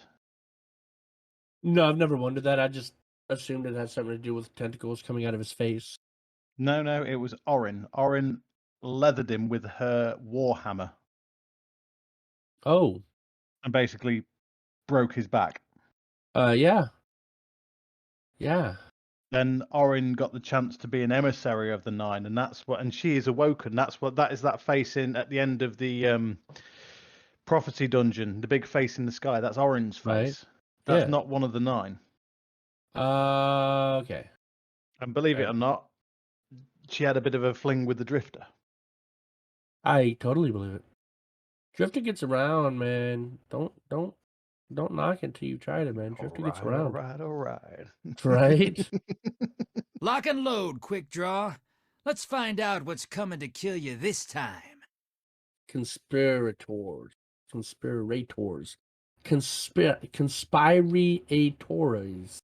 So, Arak Jalal narrowed his eyes with impatience as Dead Orbit's head of logistics struggled to satisfactorily, that's okay, cool, account for the faction's supply caches. The pair had been wandering around the massive hangar for an hour while an enormous ship was being loaded in the background.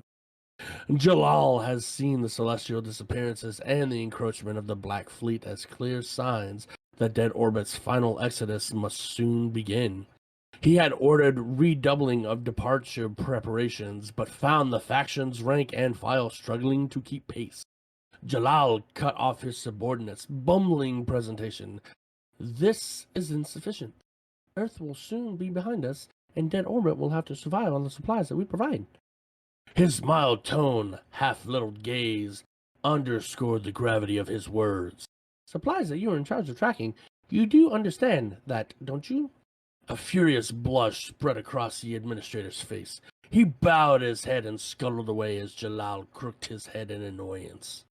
Behind him, a raspy voice floated up from the maze of towering crates. "Leaving so soon, Jalal?" He turned to find Lakshmi too.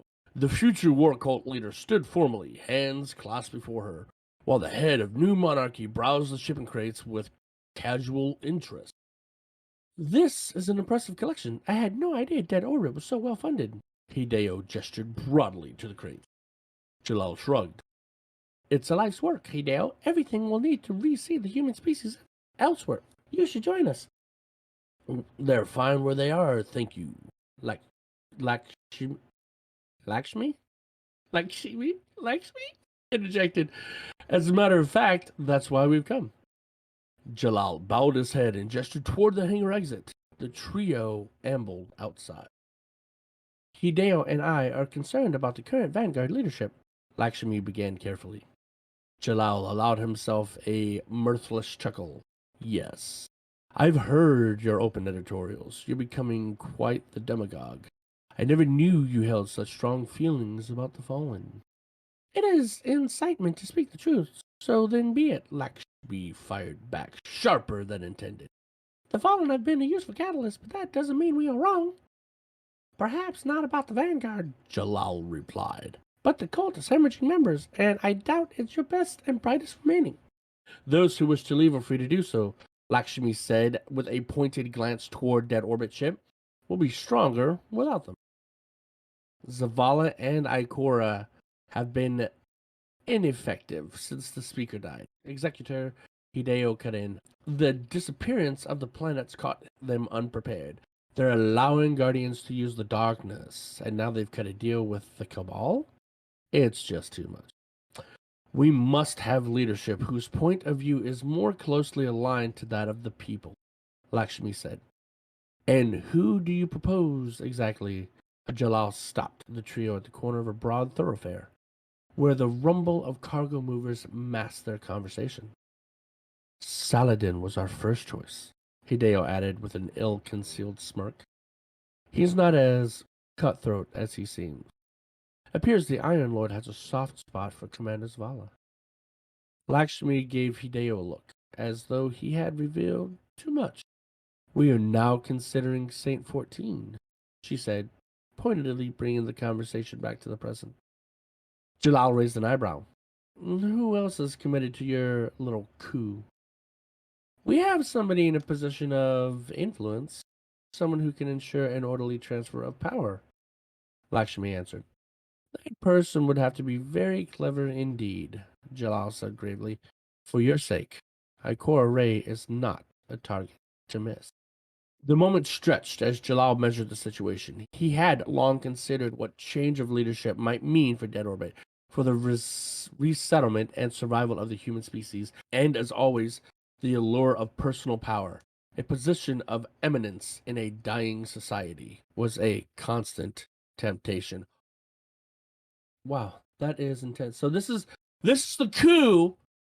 This is why we saw Lakshmi dead in that one mission, because this was the coup she was attempting to begin, and somebody find out about it and then ended her before she can begin the coup, is what it sounds like. But here, it looks like all of the factions are in on it, right? Yeah. So She's been to see everybody before she's actually done this. right. So if the factions are in on it, obviously it wasn't a faction that took her out. So who took her out? All I know is that Well, she we was know taken who out. that is. Who? We Crow? know who is it. That was in the first cutscene of the new season. I forgot. It was Savathun. Savathun, sorry. Oh yeah. As Osiris took her out. Yeah. That she admitted to that at the beginning of the new season. So who actually ended Lakshmi? Who killed her? Who physically killed her? Was it the Vex? Or It was the Vex, but it was all part of Savathun's plan. Okay, so she planned it, but she didn't execute the kill. Okay. No. Okay. So we got it. She draws more power from the trickery and the planning of the deceit to feed her worm that way. But if you look at another choice bit in there, Saladin, that soft spot he has for Commander Zavala is because Zavala was his protege. Right. And Saladin had two proteges. They were Commander Zavala and Shax. Now, he doesn't like Shax anymore because Shax at the Battle of Six Fronts? Disobeyed a direct order to retreat and went on the attack. And lost his horn in the process. So, okay, let's analyze this a little bit, right? So they had Saint 14, and then they considered Lord Saladin, right? Lord Saladin and Saint 14. So, obviously, that means that they would have to kill Zavala and probably Ikora as well, right? In order for the Vanguard seats to be open for Saint or Saladin or both to take over. Now, my question is this, right? Well, first of all, they're both Titans, so who's going to take over Warlock, Vanguard, whatever? We're not going to get into that. But assuming they've this already got somebody there in Savathun as Osiris. That would have been acceptable. Yeah, but so they thought that Osiris was on their side. Okay, I got you. Yeah. So that being said, how could they have assumed that them killing Zavala and Ikora would have been okay with Saint and Saladin? You know what I'm saying? Saint listens to Osiris. Saint hears Osiris, right? Saint does not obey Osiris, right? No, but as in husband and wife or husband and husband, whatever you want to call it. I get that. You listen to your significant other half. Mm-hmm. Don't you? Oh, wouldn't it be good if we do this? And the constant, let's do this, let's do this, let's do this. You slowly come around to their way of thinking. Yeah, now, but at the same time, if your wife came home and said, "Hey, we're gonna murder the president so you can be president," you kind of got to draw the line. You know what I'm saying? Yeah, but if she lays her plans on the table to you, and you listen, and it's a sound plan. Yeah, then it becomes premeditated treason. Yeah. Mm-hmm. No, because it could potentially become a coup. Yeah. I mean, that's fair, but I don't see Saint with his attitude, even if he does listen to Saint, right? Not Saint. No, I don't believe Saint would do it either. I don't think Saint would have done it. Even if Osiris was whispering in his ear, I don't think Saint would have done it. I absolutely agree with you. Saint would not have done that. No. Now, Salad Head, you whispered something about the Iron Lords coming back. He's already said he wouldn't do it. That. Okay, well there you go. I was actually thinking that he would. Because he likes if you see in the text there, it also says he's got a soft spot for Zavala. He does. Yeah, right there. It appears the Iron Lord has a soft spot for Commander Zavala. Okay. Yeah. But at the same time, he's got a bigger soft spot for the Iron Lords and the Wolves, right? Mm-hmm. So if they could whisper in his ear somehow that, him becoming the leadership of the Vanguard could help put him in a position where he could bring back Iron Lords, But or that's what the idea of Iron Lords, or the idea of the wolves. I think he would actually do that, because Lord Saladin is more about duty than. I mean, I don't know. He showed loyalty too, I guess, but I think he's more Saladin is about all the duty. about the Iron Lords were all about uniting humanity, Yeah. disposing of the warlords, uniting humanity, and bringing everyone together. Yeah. This would potentially drive people apart. So I think that's possibly why he hasn't done this, because of the actual rift it could cause, but create and split the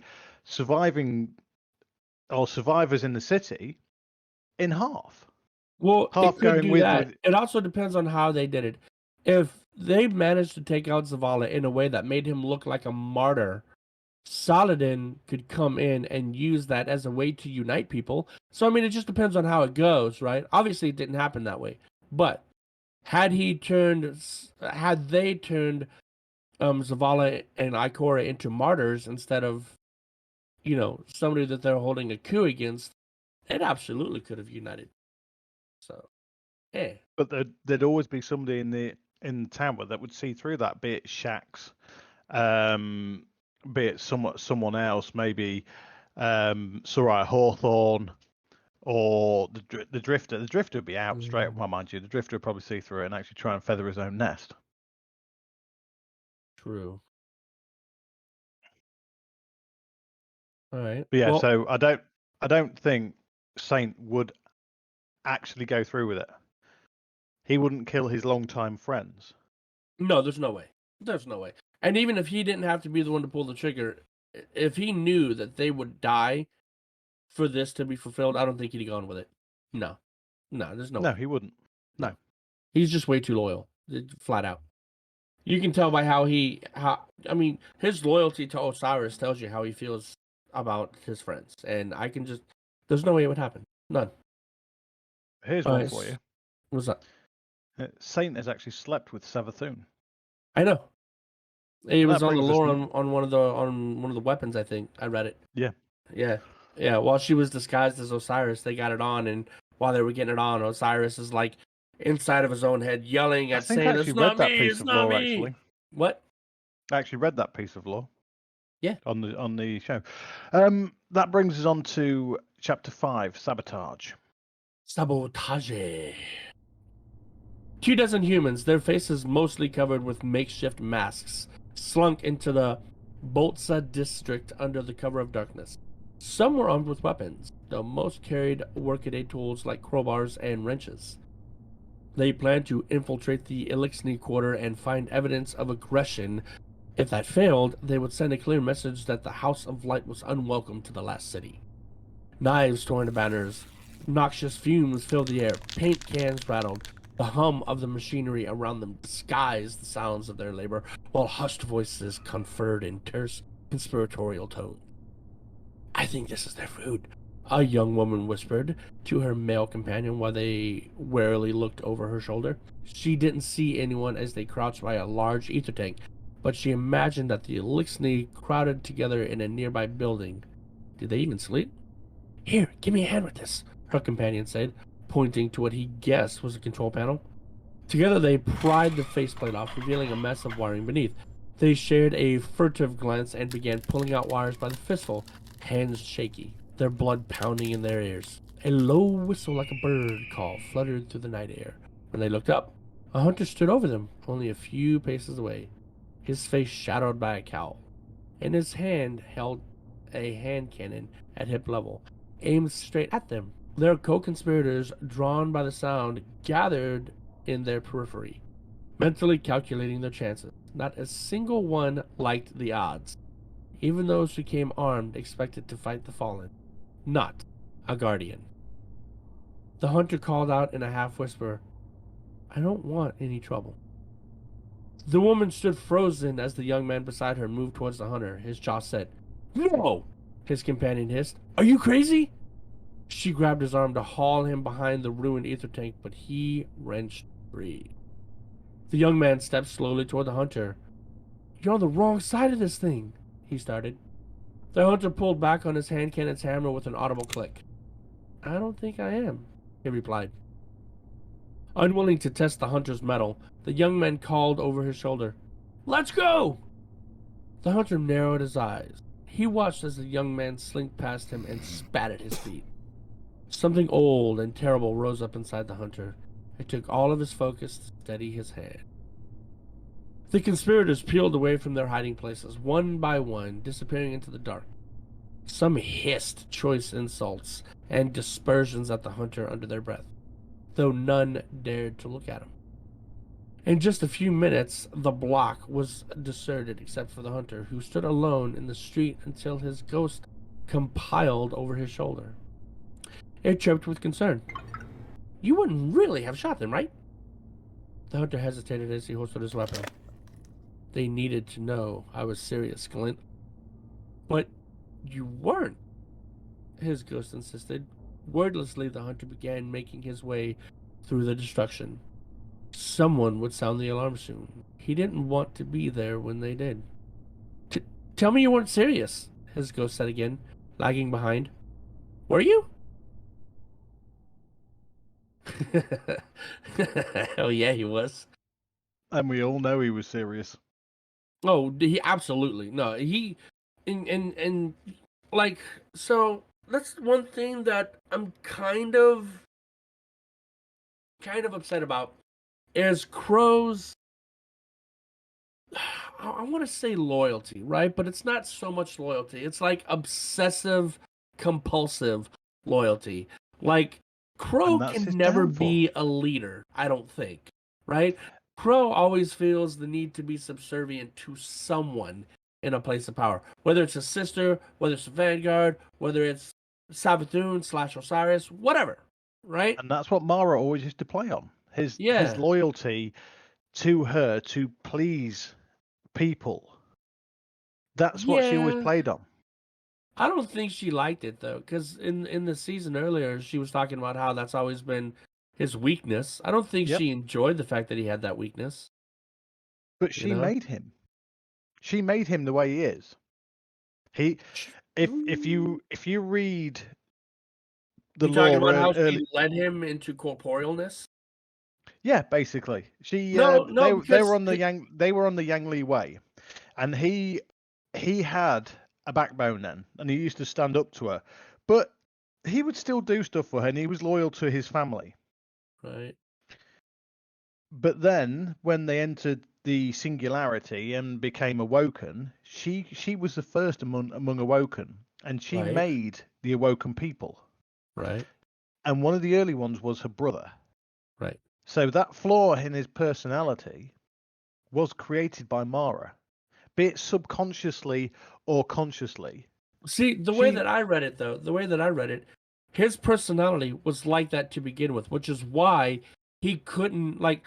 It said that she had brought others. She had to an extent, led yes. others, but he couldn't be led the same way because his spirit was like, it was confused, it was chaotic, it was restless. I forgot the word that they used, but basically he couldn't focus well enough to be led the way that the others were. So she had to pay him special attention to lead him to corporealness, right? So that was already in him. That's why he had to be led to begin with, was that whole confusion in his soul, you know? That's how I read it. He was always about pleasing Mara and pleasing his people and achieving feats.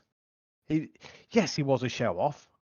It's like when he got into the Black Garden and got infected with the darkness slightly. Mara specifically told him not to go, but I believe she did that knowing full well he would go. Yeah. And caused this set of events. Yeah. Mara also knew that he would be risen. He would become a light bearer. How could you possibly know that? It's mentioned in the voice lines in the last cutscene, whether it was last week or the week before, she even admitted that she did not know he would become a light bearer. But not everything is something that you can control. That's what she said. But the people, she said, have actually failed her to bring him back to, keep him in the Dreaming City. So she knew he was going to do that. Because Petra was supposed to watch the grave. Yep. And then have you ever wondered why Spider is so scared of her? Of Mara? Yeah. Because And she's why he's terrifying? actually trying to pay, and why he's trying to pay the Drifter to actually get him out of there. I mean, I just always thought that she was terrifying. Because he was supposed to bring Crow back to the Dreaming City, but instead he used him for his own advantage. Yeah, but that was after he was arisen. Like in her voice Yes, but dialogue, she says he was that supposed to she be didn't know taken he back would to the. be a light bearer. And But you're he was saying that supposed to she be. did He know was he was going supposed. to be a light Yeah, bearer. he was supposed to be taken back to the Dreaming City so she could have this blank slate to model how she wanted. Okay, I'm gonna have to go back and watch that again because I could have It's sworn I not. heard It's something. not just the cutscene. It's the voice lines from the compass. The Compass like 4 seasons ago. No, the ley line compass that we are upgrading. Gotcha. I was thinking of that Compass, that activity we had a while back. All right. Wasn't that a lantern? No, just before the Lantern. It was Osiris's event. It's what spurred all the rest of the seasonal events like what we have right now. It was the first one. It was like a big compass thing. You walked up to it, a portal opened up, you hopped through, you came out, you made weapons. I can't remember the damn name of it. But doesn't matter. Oh, you mean in the lighthouse? No, I don't mean the chapter 6, understanding. Right? Are we going here? Or are we going somewhere else? Okay. No, we're going here. Ikora Ray strode into the future world called headquarters. It had the air of a church, hushed and reverent. But the air of sanctity was undercut by the intrusion of Vex technology. Wires climbed like vines across the ceiling, and the air was filled with the faint smell of ozone. In the middle of the room, reclining on a seat reminiscent of both throne and operating table, was Lakshmi too. Her face was obscured by a helmet that connected to the mess of wiring above. Studious cultists shuffled about with their heads bowed, glancing suspiciously at Ikora. As the warlock advanced, the cultist held up a single finger, commanding both silence and patience. Ikora's eyes narrowed. The cultist whispered into a small microphone next to the device.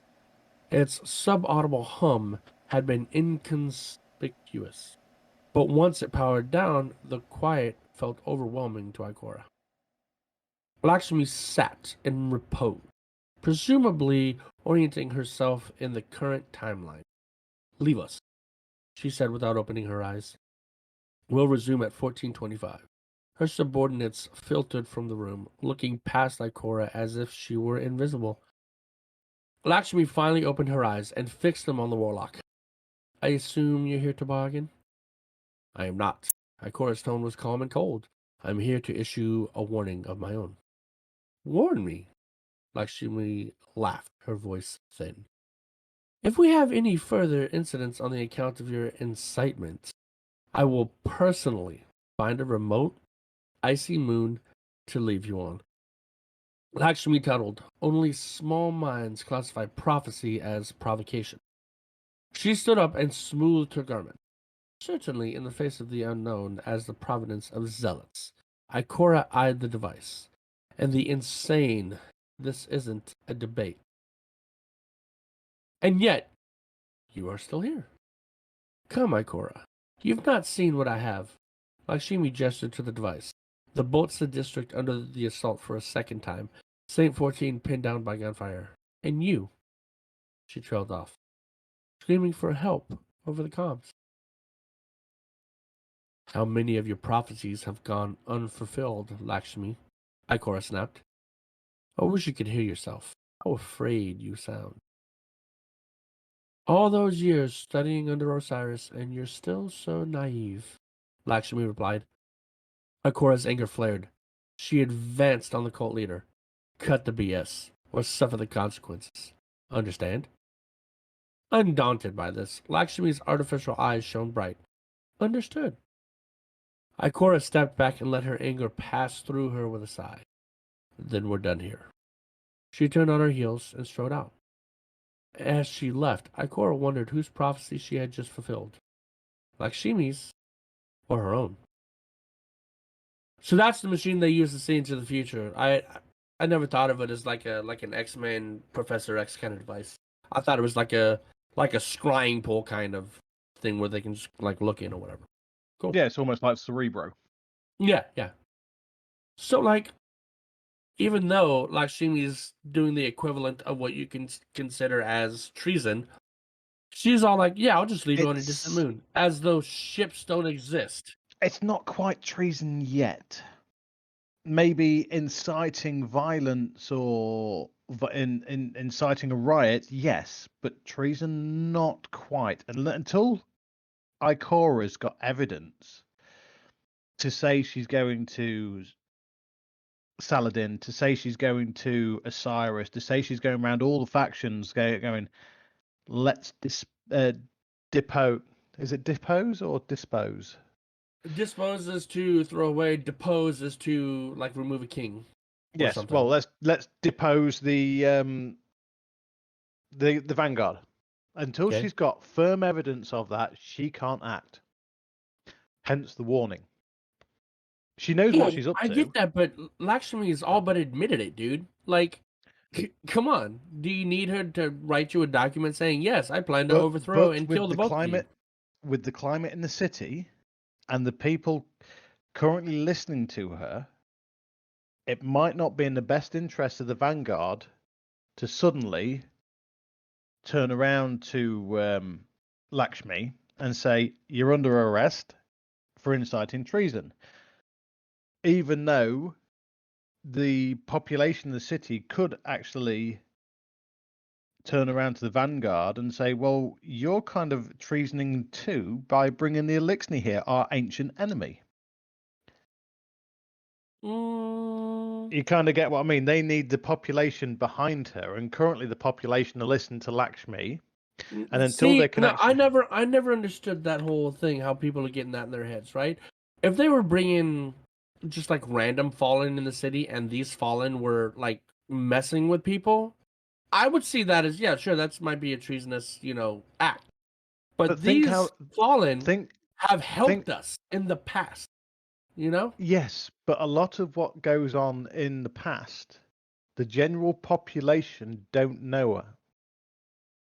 Okay, but the genuine, do you understand the general what I mean? population should also see that the fallen are not doing anything; they're keeping to themselves. Remember Six Fronts. Remember, there's been mentioned when London was razed to the ground. All these battles, we versed the Elixni. They are an ancient. Well, how long has the last city been there? Hundreds of years, from what we can tell. Yeah, and over those hundreds of years, we've always had this enemy, or one of our enemies would be the Fallen, or the Elixni, as we now call them. You're trying to I get all that. A population to no, they're our friends now, and expect there to be no animosity at all, where that's just not going to happen. Yeah, I know, but at the same time, look at our history, right? Germany starts 2 world wars, right? Mm-hmm. And the only way that America could have won, arguably, is because German scientists swapped sides and showed us how to make jets and missiles and all these other things that they were using against us, right? So they did. But at that point, the war was the war had already turned. By the time we got the things, we'd won that outright anyway. By the time, but the scientists saw that and actually gave us all the secrets. A lot of those secrets were actually gained from in the years preceding the war. Okay, but the idea is when the Germans came to America, they might not have been liked per se, but it was not viewed as like a treasonous act either. But they weren't seen. The scientists that came over weren't seen as the military.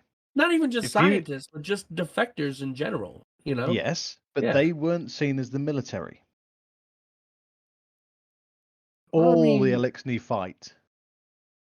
But Elixni babies. Yeah, yeah. I didn't see them I- with guns. No, but what you do see is the dregs and the vandals and the barons and the captains. They all fight. That's almost like bringing an opposing army into your city and saying, they're our friends now, leave them alone. Not a chance. Somebody's going to kick off about it. Yeah, it's fair, I guess. But babies. Selection of babies. Yes, I know. But not the general population won't have seen them because we do all the Guardians do most of the fighting. There's only a few standard citizens that have actually left the city to go outside the wall, and I can name 2 of them on one hand. Well, I can name Devrim K and Soraya Hawthorne. All right. They're the only 2 citizens that we know of that made it out the city until the Red War. And they were constantly... You mean that survived outside the city? Yes. Right? That's possibly a better way of actually phrasing it. You are correct there. Yeah. There's people left. They just did not survive. Oh, yeah. All right. Look, on that note, I've saved where we are right now inside the chat, and we'll pick up there next time we get some time. Cool. And I'll send the links to Demon. Excellent.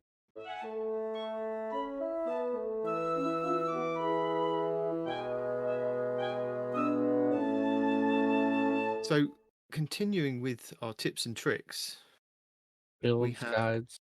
yeah, all that stuff. Because there's no respawns report roundup because everything they've kind of managed to cram into the TWAB, the little things. So yeah, have we got a rant? Is there a rant this week before I get on with my tips? I don't have enough energy for a rant. But there you go. Not putting in half as much effort. Okay, fair enough. I can't even really talk. My rant's gonna be just me sniffling about being sick. It sucks. Okay. Stuff. Couple of cool videos this week. We have Brave X Hero has got the 10 best weapons for Trials of Osiris. If you're interested in looking at those, they are like exotics and legendaries.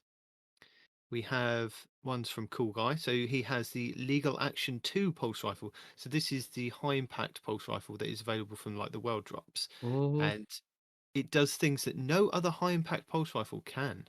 And Like, because I got a few of them. What am I looking at? I believe it has heating up and rampage, and none of the other high impacts have this. Yeah. So that's what I've been trying to get is heating up rampage, and I can't get it. It can compete with the messenger. So if you don't want to go into trials and get a messenger with rapid hit and desperado, then Legal Action 2 may be the way that you can go for that. Esoteric has the guides for all the data caches and all the anchors and everything else from the Debris of Dreams location. Peace Forever has Elemental Armaments glitch with kinetic kills. So this is a glitch that you can actually get using kinetic weapons rather than like your elemental weapon to get the elemental armament wells to drop. He goes over that for you. Ascendant Nomad was sent a build from, I think, one of his community going over, I believe it's Lunafaction boots and this kind of well build. And it's very, very interesting. And he's kind of used it in a PvP scenario. And he believes that it's a very good PvP exotic. Well, what does it do? You got to tell them more than that. I mean, if you want to entice them, what does it do? Is it infinite this? Well, Is I it don't have to infinite that? entice them, Is but it empowering this, empowering that. What's the point of it? Well, the point is to kill people. Yeah, as fast as Well, possible. maybe it might be to get you super back as fast as possible. What's the perk, dude? It does stuff really fast. I tried, guys. He wants to be a I tried. So, Lunafaction boots, the perk is Alchemy Etchings, which is your rifts gain the additional ability to increase weapon reload speed. Empowering rifts make weapons effective over longer ranges. So, what he's kind of doing with this is using like the empowering rifts and getting like a grid skipper to work at ranges that a messenger would work at. So you imagine like how fast you can fire a grid skipper and it working at the ranges that like a near enough max range messenger can work at, and you can get like a really fast TTK, especially with the fact that The Empowering Rift giving you the extra damage as well as making it effective over longer ranges. If you're placing the rifts down in specific locations, and it's a work in progress and a learning thing for you to kind of get these wells placed. Ascender Nomad's got a really cool video for you if you want to kind of try that kind of build. Are you interested now, Respawn? Nah, I'm just upset because I have a heating up Thresh and a surplus Not gonna lie. Rampage. I was gonna say I'm still loving that exact roll on the Chroma Rush more than on other things at the moment. Dude, that's a great roll on pretty much any Everything, gun I've seen it any on, gun, dude. yeah. Yeah, just I don't the think more... we're ever gonna see it again. Yeah, no, it's too overpowered. They're gonna get rid of it. If you're interested in Destiny Fun Police's top 5 best pulse rifles in PvP, go check out what he's got listed. Again, I mean, they're pretty straightforward, but if you're new to Destiny, you might not know, and you might need to kind of push in the right direction to what to look out for. So in his video, he goes over, like, if it's a legendary, what roles you could be looking out for to make the best out of that weapon. So check that out. So Fallout Plays has got his seasonal video going over the fast exotics and best exotic farm for lost sectors and the calendar. So if you don't want to listen to me at the beginning of the show tell you what lost sectors there are, you can always follow the link in Fallout Plays' description to have a look yourself each week. But if you do like listening to my voice each week, I will still continue to do it regardless. But one thing I kind of fell into the trap of this week when I went to go and get my Precious Scars exotic, I accidentally filled up all my engram slots with like prime engrams, Eververse engrams, and like all those other stupid black engrams as well. And I didn't realize. And then I completed the lost sector to get the helmet. you didn't realize what? I completed the lost sector to get my helmet. I got the exotic drop. I went back to the tower to undo the exotic engram. And as I clicked it, I realized I shouldn't do that, because if you do that and it's in your postmaster, it decrypts to what the master lost sector is of the day, which wasn't a helmet, it was chest pieces. Although I got a pretty sweet armamentarium roll, I needed to go back to the lost sector and clear out all my engrams, because that's also one of the tricks, like Fallout Plays says every kind of season, that if you fill up your engram slots and you get exotics to drop and they can go to your postmaster, you can focus what kind of like helmets, arms, legs, chests of whatever you want, as long as it's in your postmaster. You can pull it out on that day, and whatever the master lost sector for that day is will give you, say it's chest pieces, it will give you all chest pieces out of those exotics. So if you are searching for just a chest piece, and it can be any chest piece, you can't kind of select which one it is, you have more of a chance of getting a high stat roll armor piece, chest piece from pulling it out on that day. So you have to kind of keep an eye on what the legendary and the master lost sectors are doing. But it's all in Fallout's video. So I had to go back and then refarm the same lost sector as once I kind of cleared out my engrams to get the Precious Scars to drop, because it's a feature, not a bug.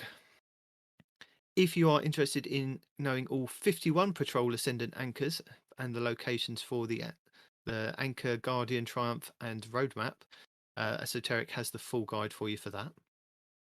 We talk about Destiny Night Manager quite a bit on the show and point out all the the fantastic things it can do to help you with like building your Guardian and looking for certain roles on your subclasses and weapons and things like that.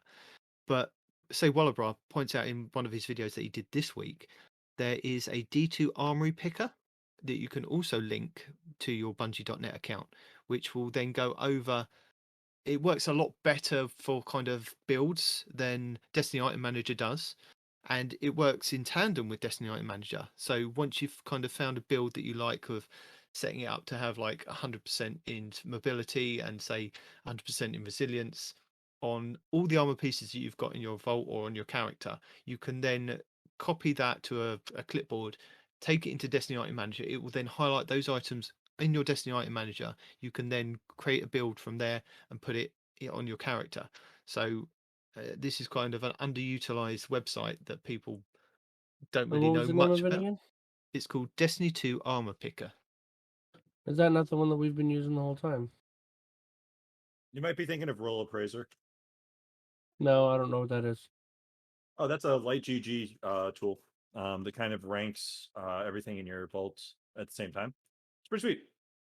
No, what I use Okay. is this right here. I'll even put it up on the stream. Whenever I'm building armor, What's it this called? is why I'm broke. By the way, if anybody's interested, why I'm legendary shard broke, it's because I have like 9 armor sets for my hunter for different exotics that are all triple 100. So I go right here. Oh, it is D2 armor picker, so it is the same thing. Well, there you go. Yeah. Yeah. Nailed it. Why are we talking about this again? There Because you go. Peroty mentioned this. That's the only reason I know about it. Peroty mentioned this a few shows back. So we're just gonna keep recycling this over and over again. Hey, it was new to me. Yeah. I learned something. Okay. People miss out on listening to different shows. They don't listen No, to every that's why you got to every go single back and week. listen to every single week, right there. Bam. No, you can't. You can. And But that's why I like to and remind while people. we're on the Like the Fallout subject, Plays does his while seasonal we're on video. the subject, Yes. right? Go on. People keep asking me how to use this thing when I suggest it. So here's a quick tutorial, right? First, see, they call this step 1, they call this step 2, they call this step 3. It's out of order. Don't worry about that. First thing you got to do is you got to pick whether or not you're using Powerful Friends and Radiant Light. I use both. Next thing, pick the exotic you want to use. Let's say I want to use right there, Aether's Embrace. Bam. I want to use this exotic, so I want to make a build with this exotic. Now you go here, say how much mobility you want. Well, I'm 100. I gotta have max mobility. How much recovery? Boom, 100 recovery. And right here it shows I can also get 100 strength, which is good, right? Because Arthur's Embrace, you want that knife back up as much as possible, so you want that strength max. So here we go, triple 100s, boom, boom, boom. And on this side right here, you can actually go even further. You can go 40 intellect, 30 this, bam, right there, right? So once you max everything out, it shows the only setup that you can put together to get this working. So you push the down arrow here, and it tells you everything in your vault that you need to put together to get this exact build right here. It even tells you right here what mods to add and how to put it all together. That's how you get triple 100 stats. And if you're listening to the podcast version of this and you don't know what right here means, say Wallabra has it all detailed in his video you That can too. watch. Yeah. Is there a video So- version of this? Moving on. Yeah, I stream the show every week. Oh, I knew that.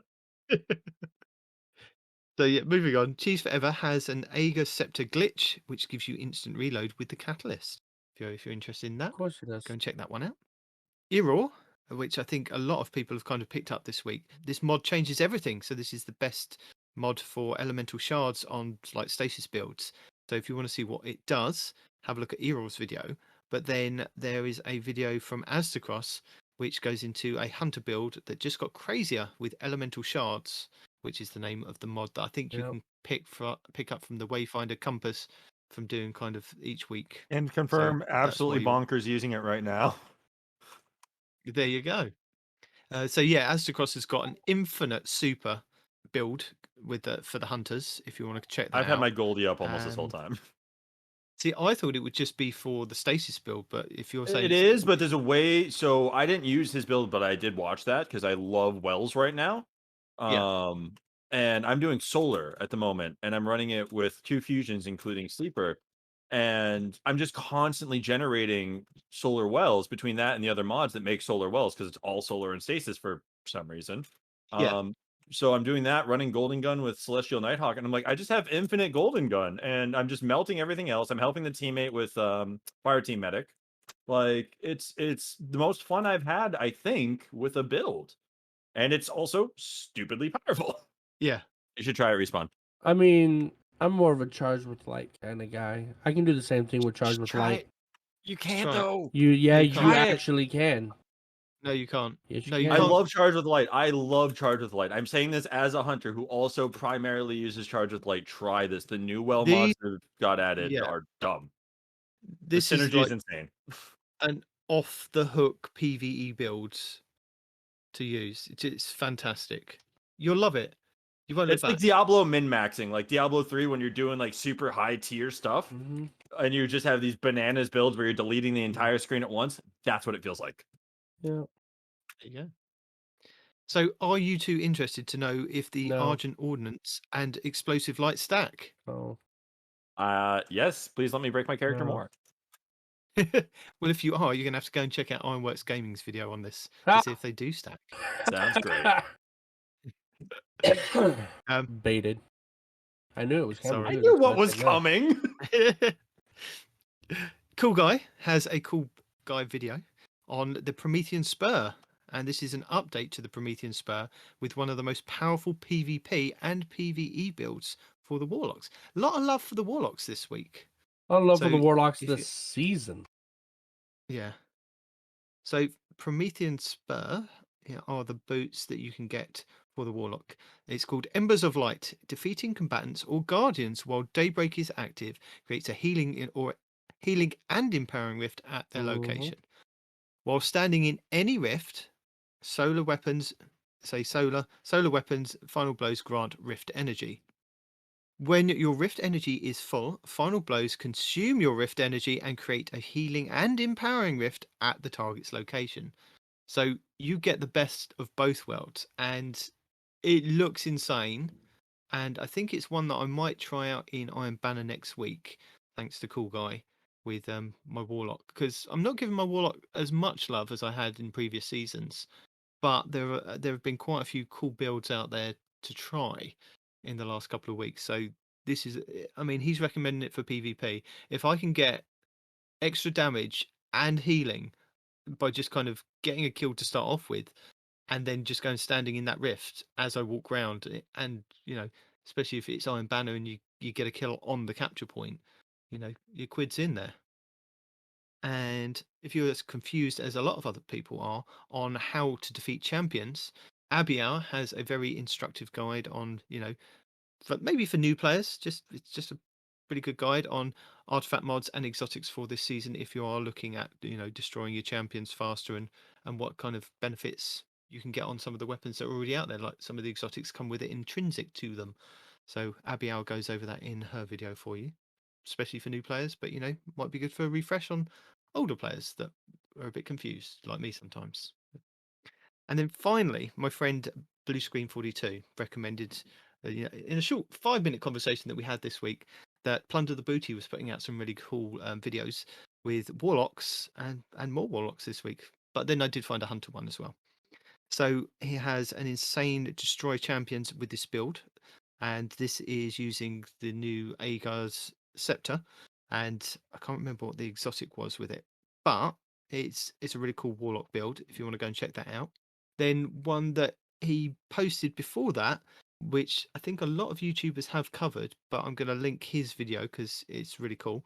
A poison subclass in Destiny 2. So this is using, I believe it's Bottom Tree Sunbreaker, or whatever it is. Is it Sunbreaker on the Warlocks?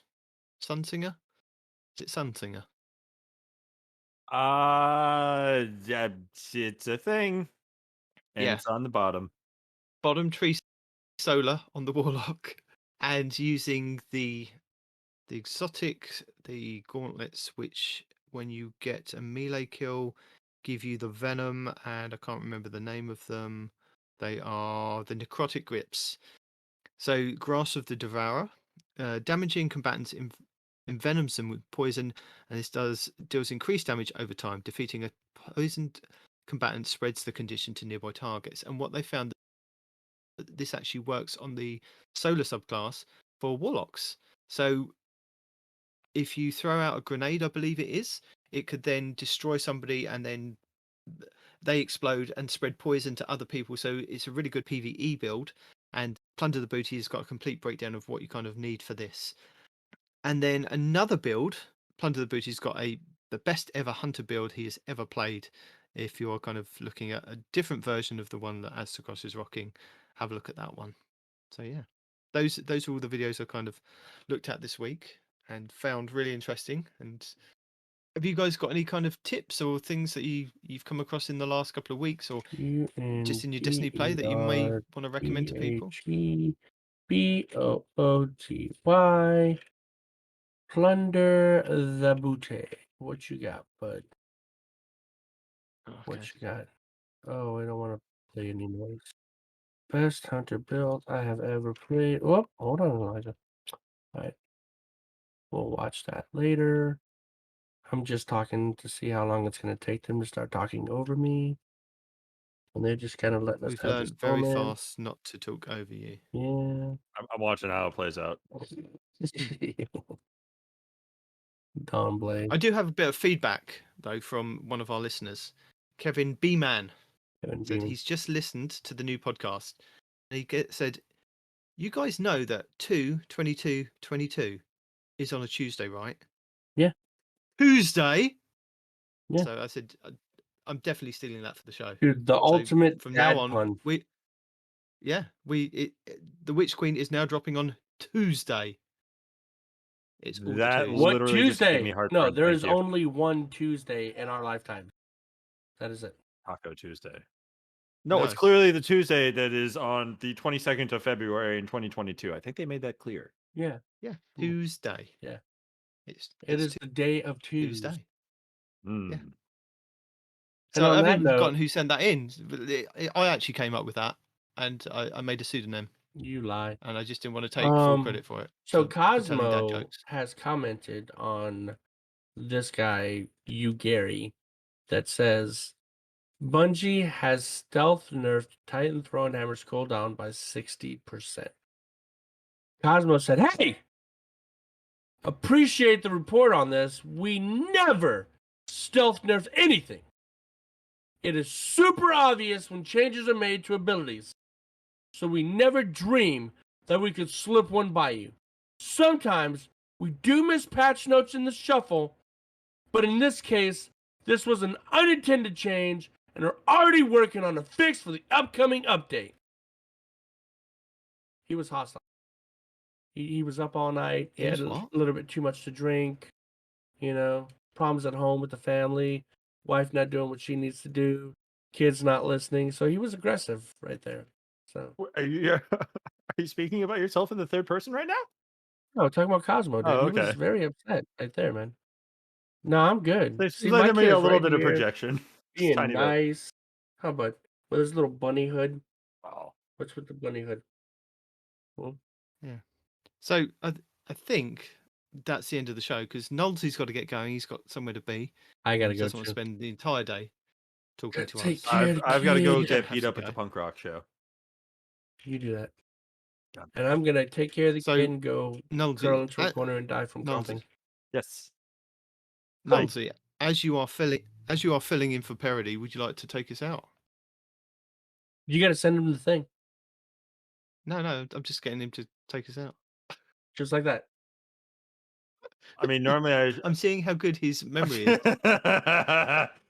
Dude, I've been doing the show for 140 episodes and I don't even know Parody's outro. Well, nor do I. No, But I'm just seeing if he taking it knew. a step further. I Parody barely has know what done I'm this. doing right now. What are you talking Right? about? Look, just repeat after me. Thanks for listening to Two Titans and a Hunter, Thanks for listening to Two Titans and a Hunter. where Respawn is obviously the best host. Sorry, you broke up on that one. I mean, I'll do it Yeah, if you give me the script. No, we never get the script. You just I gotta can't wing it. find the script. You No, know it it's by like- heart then? This I is can't- Two Titans and a Hunter. This is my co-host. This is my co-host. My name is this. We have You can find an us at email. I'm trying so-and-so. to find. That's something. We have a Twitter that has Yeah. something to do with Two Titans and a Hunter. Use our code There's advanced GG. also, there's a Facebook thing I think that has Two Titans and a Hunter. Respawn streams on No One Respawns in real life at Twitch. That's something or Did I put other. it on there? But we're not streamers, so just take it with a grain of salt. And something, insert witty comment here, and see you next week. It's just. I should have looked this up before we got started. Otherwise, no. So yeah, thank you for joining us. Thank you, Nullzy, for filling in for Peroty. I'd like to throw it out there. You've put me on the spot like 4 times. I know. I'm sorry. I'm trying. Thank you for joining us. Thank you for the listeners for joining us, and thank you for Respawn to getting back to some kind of house to join us again this week because we missed you last week. Right. You can find all your favorite Guardians any way you like because if you just type in our names, we kind of show up on the Bungie thing now, and you can befriend us and not actually send us any messages to tell us who you are. I've now got about 5 or 6 people that have kind of Bungie friend requested me, and I don't know who they are. So it would be nice. Right? And try to drag us into trials matches without. Please send me a warning. kind of a message telling me who you are, so that I know who you are, because I can't just accept a friend request. I mean, I can, but I'd rather know who you are, and if you're a listener or if you are genuinely a friend, I'd like to know. I'm guessing other people out there have probably come across the same situation. You know, a friend from like 6 years ago sent them a friend request and gone, "Hey, you know, I play on PlayStation, you play on Xbox. We can now play together." But I don't know. So yeah. You can email the show at twotitansandahunter@hotmail.com. If you don't You know can their contact names, your favourite you don't hosts. deserve to be their friend. You can contact any one of us on Twitter at twotitans_hunter. We are on Facebook and Instagram, Two Titans and Hunter. You can also find all of us mainly playing on Xbox. Nullzy, you play on Xbox? I play on PC, but it's crossplay, so it doesn't matter now. Yeah, so if you want to play with Nullzy and his subpar kind of Crucible play, there you go. Or if you want to do a raid, contact Hunter wow. Master Rager. Really, just throwing it on there, huh? I was just about to send you a friend invite on Bungie too. Literally, I felt bad. Retract that. You can request. watch some of our gameplay and listen to us on YouTube. Listen to the show on Apple Podcasts, Google Play, Spotify, and everywhere fine podcasts are sold. Peroty's not going to be back next week, so who will we get to fill in? Will we get Nullzy back, or is he fired? So, there you go. Take care. Also, deuces. Bye. Tried!